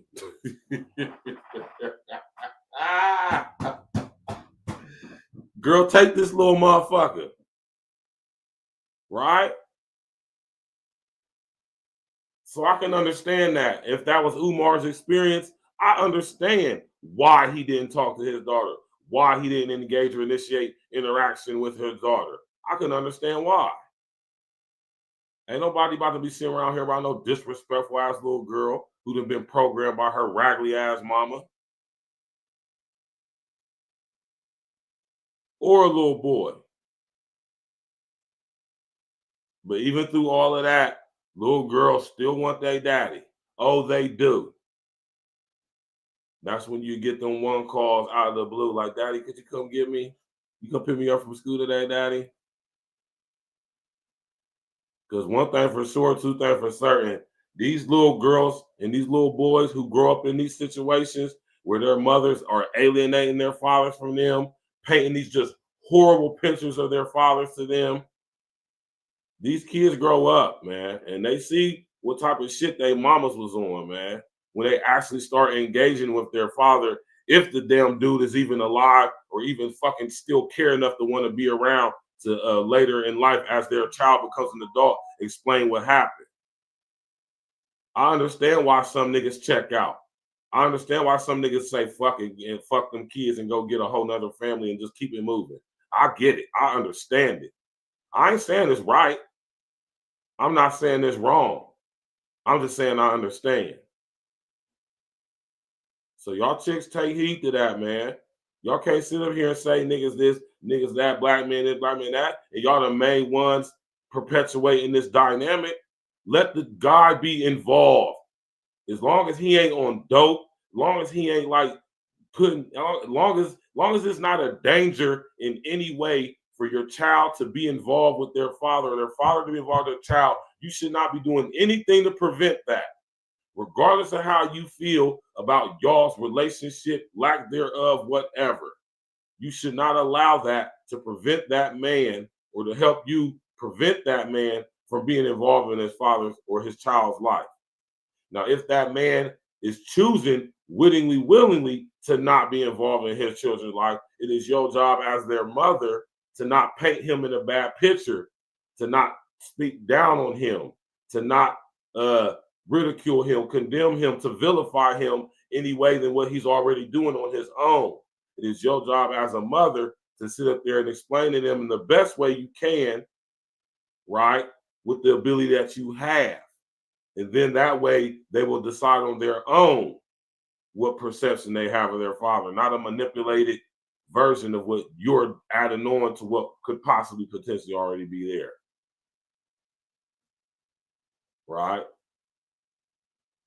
Stop telling them kids that they ain't gotta listen to their daddy. Stop telling that little girl she ain't gotta listen to her daddy. Stop telling that little boy he ain't gotta do what his dad say.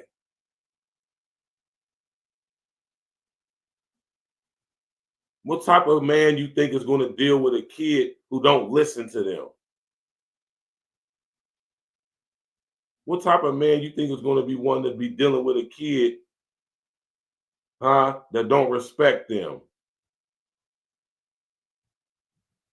Feels and thinks that they don't have to listen to them or obey them.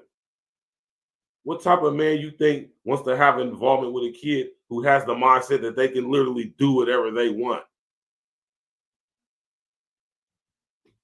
Not me. Cut you and that kid off ASAP, just like that. That sounds messed up, man, and to some extent it is, but hey, man, this is also messed up for y'all chicks out there that's doing this. And please believe me, parental alienation is far more of a problem than absentee fatherhood. Absentee fatherhood pales in comparison to parental alienation portrayed by women onto fathers. Or should I say portrayed by mothers onto fathers. It pales in comparison. Parental alienation is up here. Absentee fatherhood is down here. Matter of fact, parental alienation is off the scales. Go do your due diligence on that. We're about to get up out of here, man. You know, I don't want to stress this out no longer than what it needs to be. None of y'all want to come up on the panel. That's cool. I ain't going to stress it out no longer than what it needs to be. Listen here, man. Tap in, walk with us. I'm about to make the post for it right now. Later on the night at 8 o'clock, me and my pops is going to be going in the spiritual roots of creation for Spiritual Roots Sunday, man. The spiritual roots of creation. My dad been in he been in his war room studying all weekend, man. So it's going to be a beautiful show. Make sure y'all tap in with us. Get your spiritual fix, your spiritual food, as well as everything else over here at A Real Talk Podcast. We the smorgasbord of content. Y'all heard it here first. A Real Talk Podcast, the smorgasbord of content, the buffet of content. You dig? You heard it here first. Let's go. Of course, we're going to leave y'all with some E&E. You know what I'm talking about?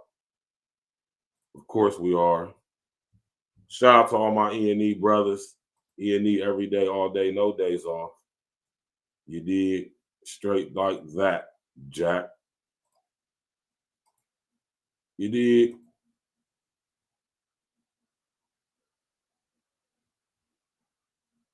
Matter of fact, hold on, let me go to the other one. We're going to leave the show with this. You know what I'm saying?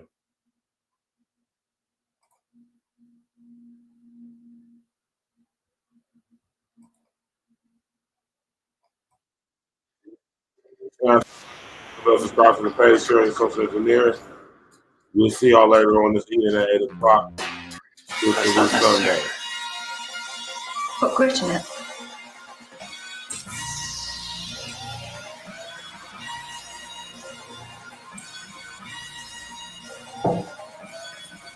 In your hat. Task Force, Black Force, we the tag team. If it's a nightmare, then it must be a bad dream. E&E, running our lanes like a track meet, skipping over hurdles. Call us a track team, all paperwork legit. It's the fact team, then double up the championship belts like a tag team. Black on black, yeah, it's a black thing. Black jewelry shining on all of our black kings. All black everything, we got black tea. All black coffee, man, I don't add cream. North give you all you need, no more caffeine. Close down the whole set, no more casting. Remove targets off our back like a black team. We keep growing up the game like a black team. The girl got a problem with me, then get at me. I'm tired to a bumper, now you got a drag queen. You can't stop me, you old as jalopy. This is past me, and I got it photocopied. Caught up on film, flow, tracks and sloppy. Trying to attack me, you a carbon copy. I keep the heat like 10 mini blocks, and I charge for a hook, put me in a penalty box. Man, I'm killing the ops while I look at my watch. All hands on deck like the time on the clock. Task Force, Black Force, we the tag team. If it's a nightmare, then it must be a bad dream. E&E, running our lanes like a track meet, skipping over hurdles. Call us a track team, all paperwork legit. It's the fact team, then double up the championship belts like a tag team. Black on black, yeah, it's a black thing. Black jewelry shining on our black Keep things. my grass cut low to catch a glimpse of the snakes. Devilish serpents with purpose to steal your cake. Smiling in your face while they got their eyes on your safe. Yeah. Boy, that hatred, man, they make you do some foul things. Switch up on your niggas like the numbers when the Dow change. When I'm with familiar, still a grind like a broke. Take it for granted, should be gone in the proof of smoke. Better put your plan in action, niggas get to use the whole. Formulated the plan, calculated the steps. 2020, my vision, see my way to the check. Only way is up, I made my way to the steps. Let's go. Look, only way to move is building kingdom shit. Niggas won't make a move, want you to bring them shit. But God bless the child that can hold his own. They want to give you numbers in his cell like a mobile phone. But fuck a cop, any wicked judicial system. Cause niggas on the edge, there for you to push. Bullets loaded tight up in that magazine. Bring a nightmare to American dreams. Task Force, Black Force, we the tag team. If it's a nightmare, then it must be a bad dream. E&E, running our lanes like a track meet, skipping over hurdles. Call us a track team, all paperwork legit. It's the fact team, then double up the championship belts like a tag team. Black on black, yeah, it's a black thing. Black jewelry shining on our black kings.